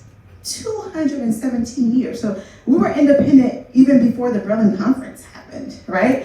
And what people fail to realize is that Haiti's independence is not just about Haitians liberating themselves from the oppression and suppression of France. It was about liberating Black people from all over the world. So in 1805, a year after my country gained its independence, we amended our constitution to make it such that anybody who is Black, who were to step foot on Haiti's soil, would be considered free. A white man could not own land in the Republic of Haiti nor be a slave master. So in essence, those sorts of laws severely undermine the notion of white supremacy and the exploitation of the Black race, as we know. Mm-hmm. And for 60 years, the United States was not recognized as an independent state by the United States. We're isolated, and obviously France did not recognize our independence. In fact, Haiti had to pay reparations to France in today's currency in the billions, which has crippled the Haitian economy. Right.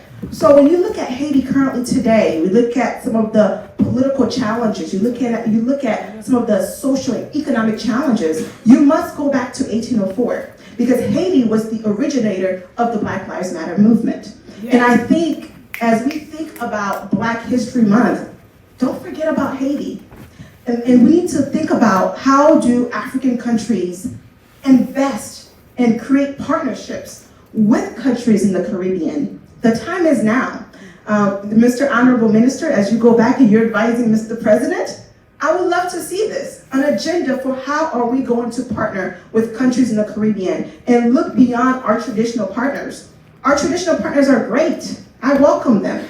But we have a duty and obligation to work with each other, to help build, to help elevate each other. And we have the resources, we have all the tools. It's a matter of, do we want to?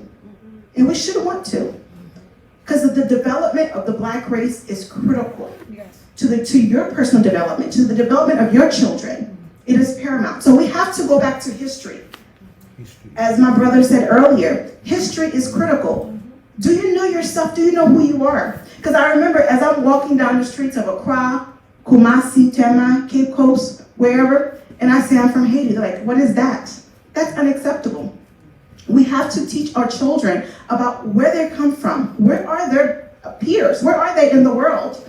And Black people are in unexpected places. We are in the Middle East. We are in Asia. We are in Europe. We are all over the world. But I'm going to close it up and I'm going to say again, it has truly been an honor and privilege to serve as today's moderator. And my colleague here is telling me wrap it up. Do you mind if I take a question for one person? I have a question since I feel so moved. Can we do a group picture before we leave of everybody? Certainly. There's a place outside. We could do a group picture. Certainly. So without further ado, again, thank you so much to our distinguished panelists. We are grateful for you and the wisdom that you have shared with us. To our participants from wherever you are, thank you for being here with us. And we look forward to hosting you for the next several days. But now we have exhibits upstairs where we have a number of products. So if you could just go upstairs and kind of look around and see what's available to maybe purchase or just to give you an idea about different products that are available out there. Young African soldiers, young African soldiers. Yali, yali, yali, yali, yali, yali. Young African leaders, young African leaders. Yali TV is a dedicated media channel created by young African leaders to provide a platform for the youth in Africa to share their achievements with the rest of the world and also get the opportunity to share their thoughts and opinions on matters and issues affecting the development of our continent. My name is John Appiah.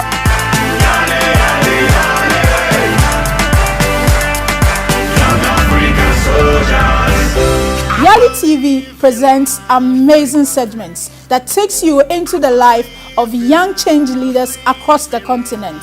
Yali News, Yali Time with the Experts, Yali Experience, and much more. I believe in Africa. Are you a youth leader, civic leader, entrepreneur, or involved in policy making? Yali TV is here for you. Follow us on all social media pages or visit our page www.yalitvonline.com. Don't miss a day. Yali TV, inspiring leadership. Keep watching Yali TV. Yali, yali, yali, yali, yali, yali. Young African soldiers, young African soldiers. Yali, yali, yali, yali, yali, yali. Young African leaders, young African leaders.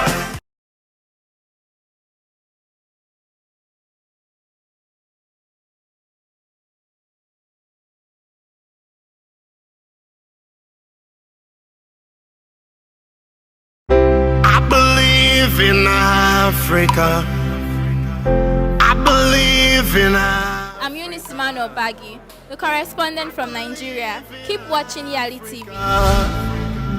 I believe. I'm Adikalias Kamara from Sierra Leone. Keep watching Yali TV. I believe in Africa. My name is Absa Samba, a correspondent from the Gambia. Keep watching Yali TV. Africa. I'm Milam Leticia, correspondent from Cameroon. Keep watching Yali TV. I believe in you. It's your boy Eko Boche, corresponding from Ghana. Keep watching Yali TV. I believe in Africa. I believe in Africa.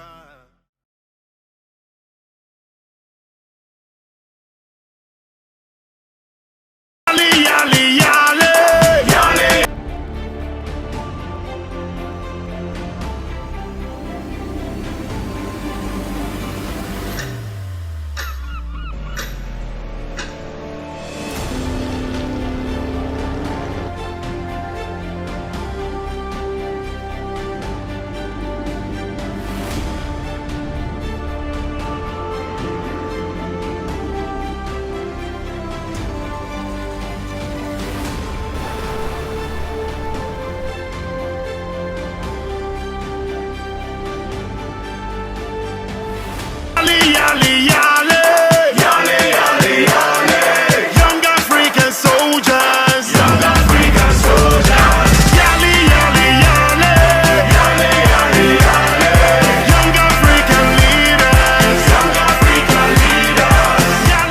Yali TV is a dedicated media channel created by young African leaders to provide a platform for the youth in Africa to share their achievements with the rest of the world, and also get the opportunity to share their thoughts and opinions on matters and issues affecting the development of our continent. My name is John Appiah.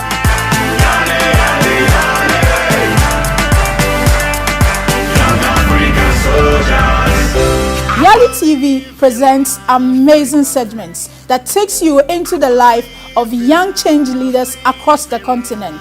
Yali News, Yali Time with the Experts, Yali Experience, and much more. I believe in Africa. Are you a youth leader, civic leader, entrepreneur, or involved in policy making?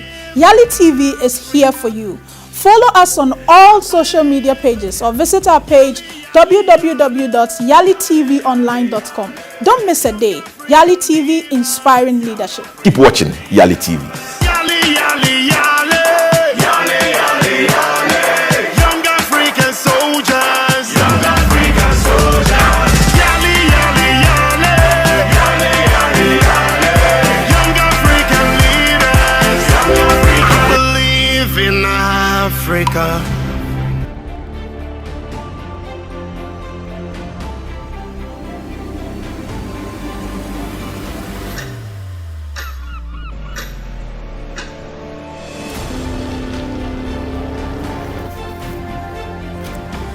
Hello, we are still at the African Union Mission in Georgetown, US, and we are having an interaction with some of the brands that are exhibiting here. Actually, tomorrow we'll be having a more in-depth section with them where they'll be discussing their businesses and what they actually need to transpose their businesses to a global brand.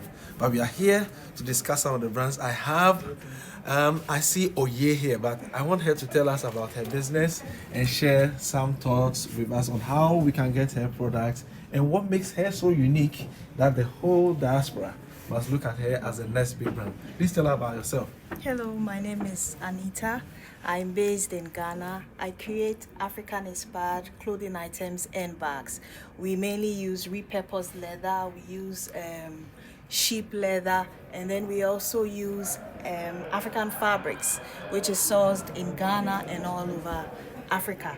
Now we create unique bags, and we try to make bags which are contemporary and yet still very African. You can find us on Instagram.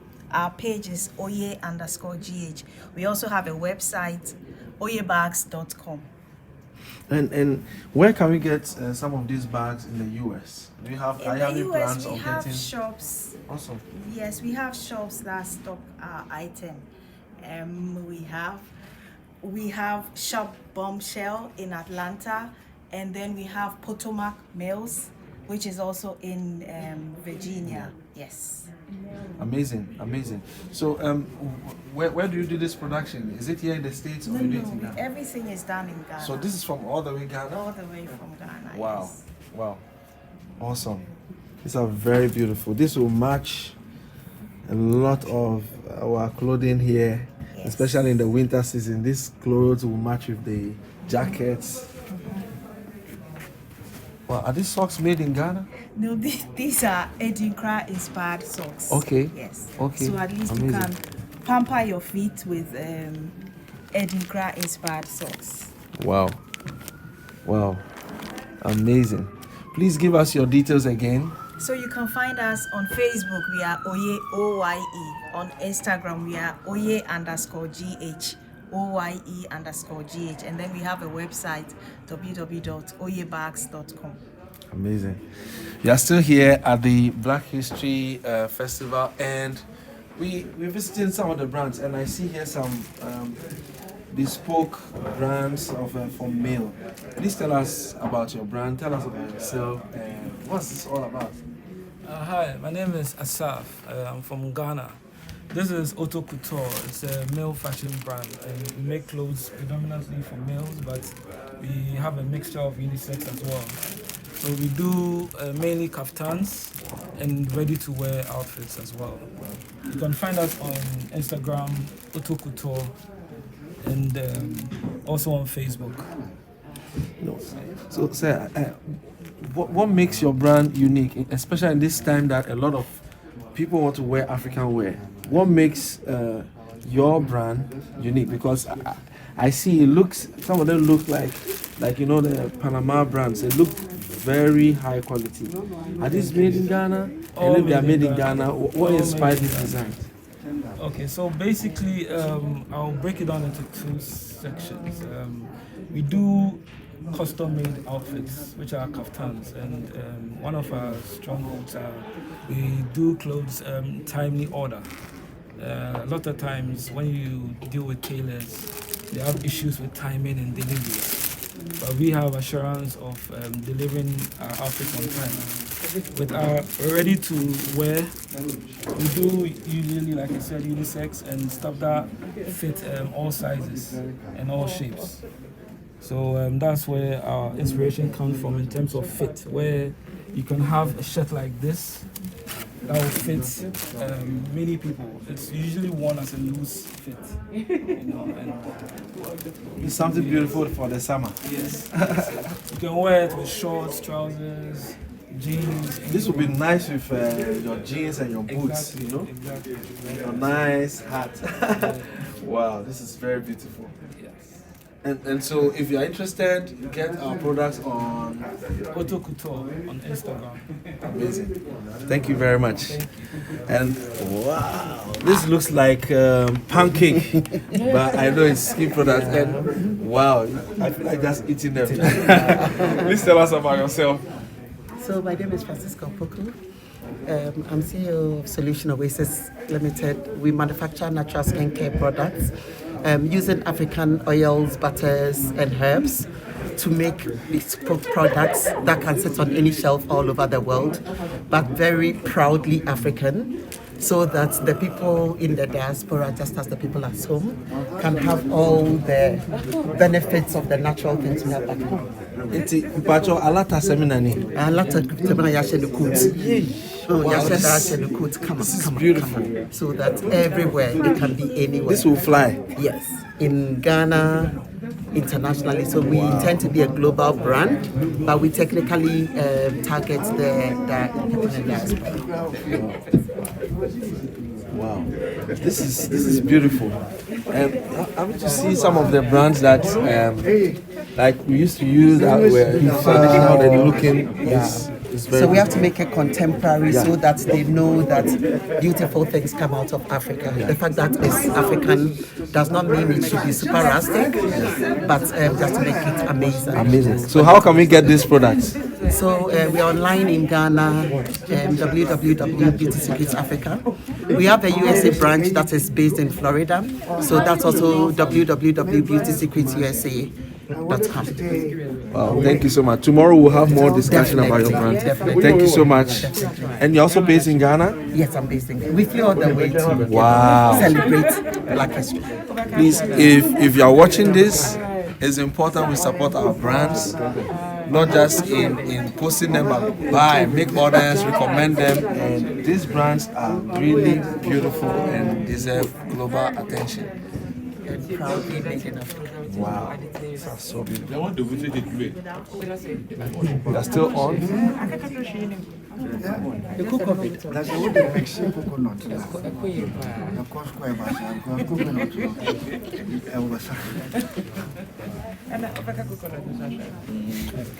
So what do you mix here? The combination. Yeah. And the coconut and the mutra.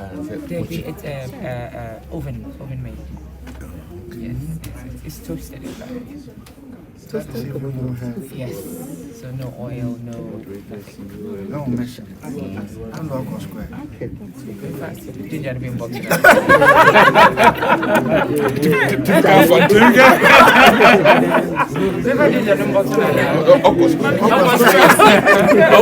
What do you talk about?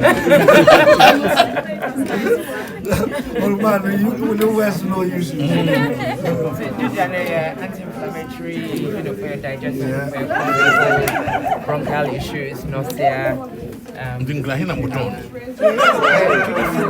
5 farmers market, palace stores, and individual gas station. Shell. Your Shell is Kokonoma shells. Kokonoma, some of the shells in Accra.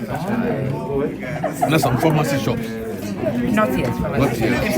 We're not quite medicinal. It's a snack, but a healthy snack. It's medicinal. It's medicinal.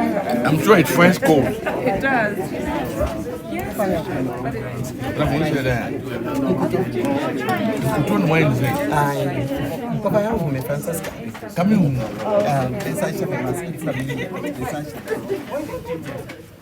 Go fire me and good to help. Any other person?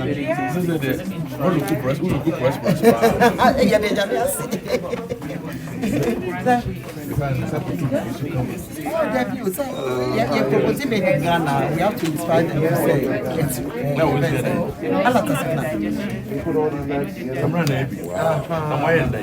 yeah, there's such things. We will take a event and also be used.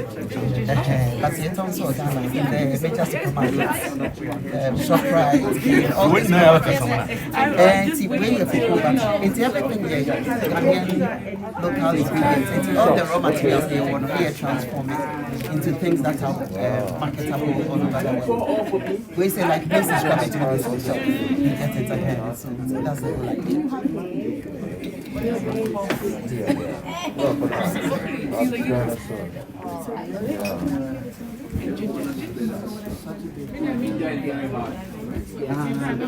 Okay. And there's something So here we're doing it as $95. You brought this from Ghana? Yes. You're not going back. Made with succulent. Let me grab one. I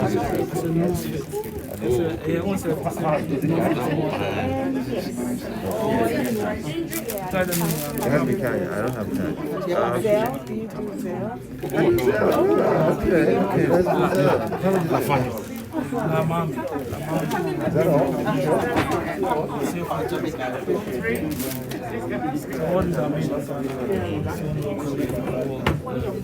Local factory. Are they different? Oh, you're good. Oh, no. Which one should I get?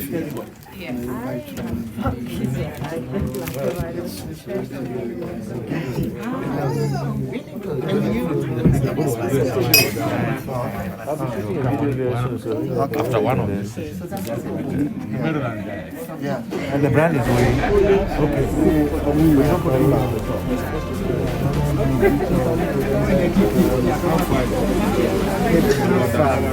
No, not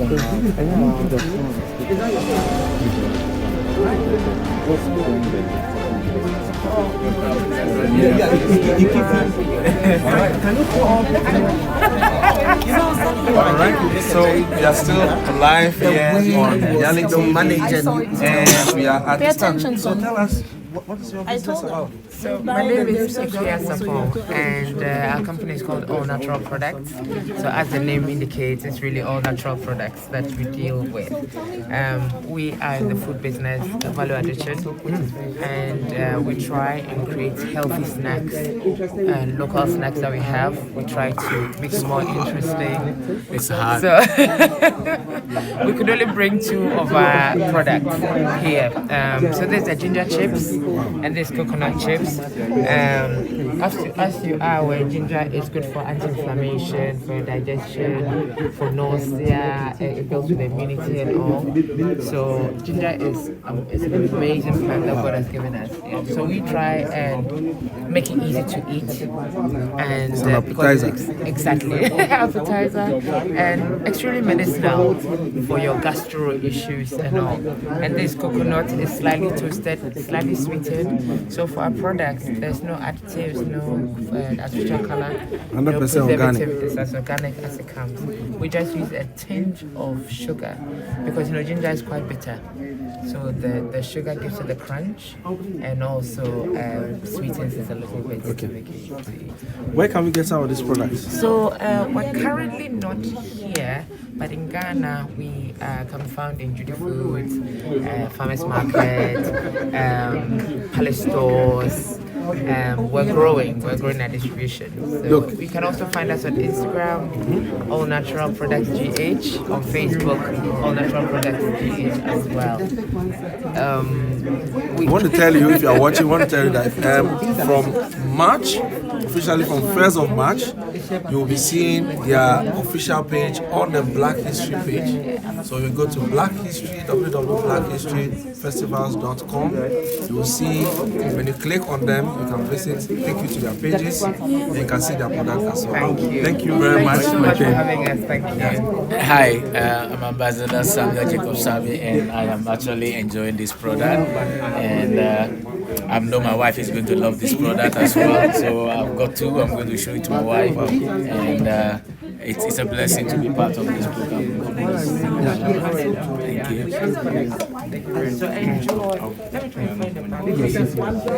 I see a beautiful product here too. I'm coming there. Don't worry. So I see a very beautiful product here.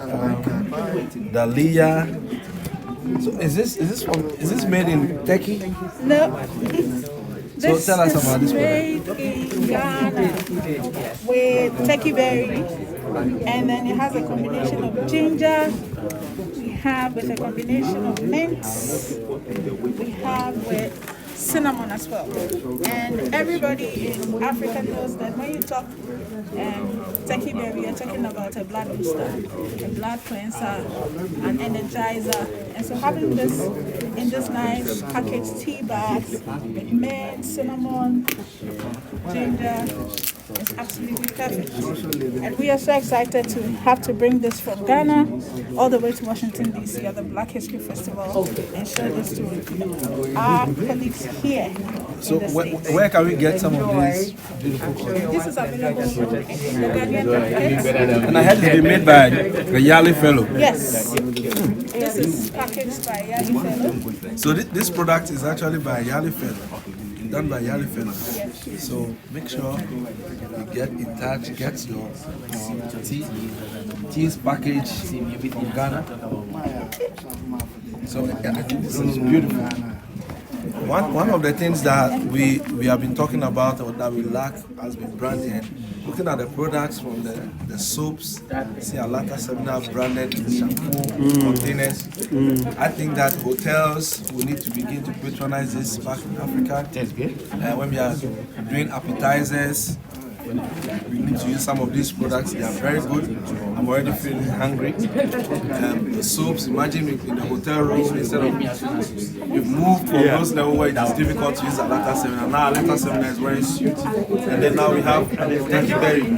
That's Santua packaged in the form of tea. And it's natural. And it is fully natural. It's really beautiful.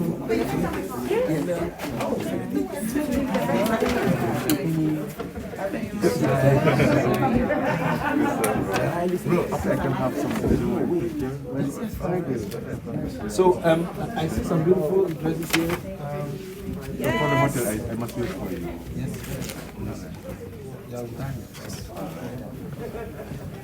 Yeah, so tell us about this brand as well. This is from a popular Ghanaian fashion designer called Gemma Freak, and she makes this beautiful clothing. She already exports to the US, and so her brand is already known in the US. And so this was just the right opportunity for her to also bring her products to the Black History Festival. And as you can see, I am wearing Gemma Freak. So how can we get some? Okay, so we could get some of these as I said, officially from 1st of March. Some of these beautiful dresses. I was touched by that. And their anointing. contacts When will be you say online. anointing, So make sure you visit www.blackhistoryfestivals.com/store to get your beautiful African dresses and products, especially those who exhibited in this program. You get their connection, you get their contact, and order in large quantities. This is still the Black History Festival tomorrow. We come up with the Made in Africa Expo where we'll be talking to these brands, discussing what we can do with them. And it's been such an honor having you. And we are looking forward to host you tomorrow and on Wednesday, bringing this program to you live from the African Union Mission office here in Georgetown, Washington, D.C. And from here, right in Georgetown, bring today's broadcast to an end right here. So, right here we say bye. Bye to you all. See you guys tomorrow. See you tomorrow. Let's bye for now. I'm with the Damascus.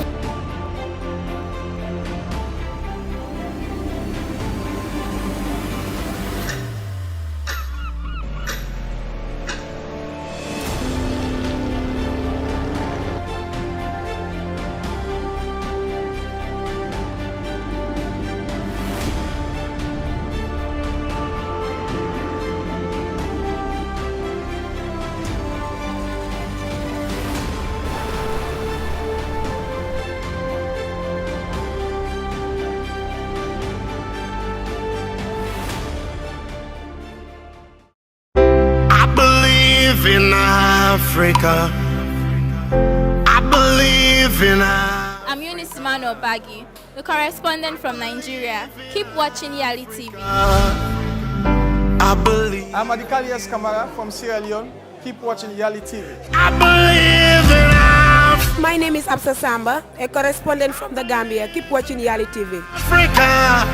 I'm Milam Leticia, correspondent from Cameroon. Keep watching Yali TV. I believe in you. It's your boy Eko Boche, corresponding from Ghana. Keep watching Yali.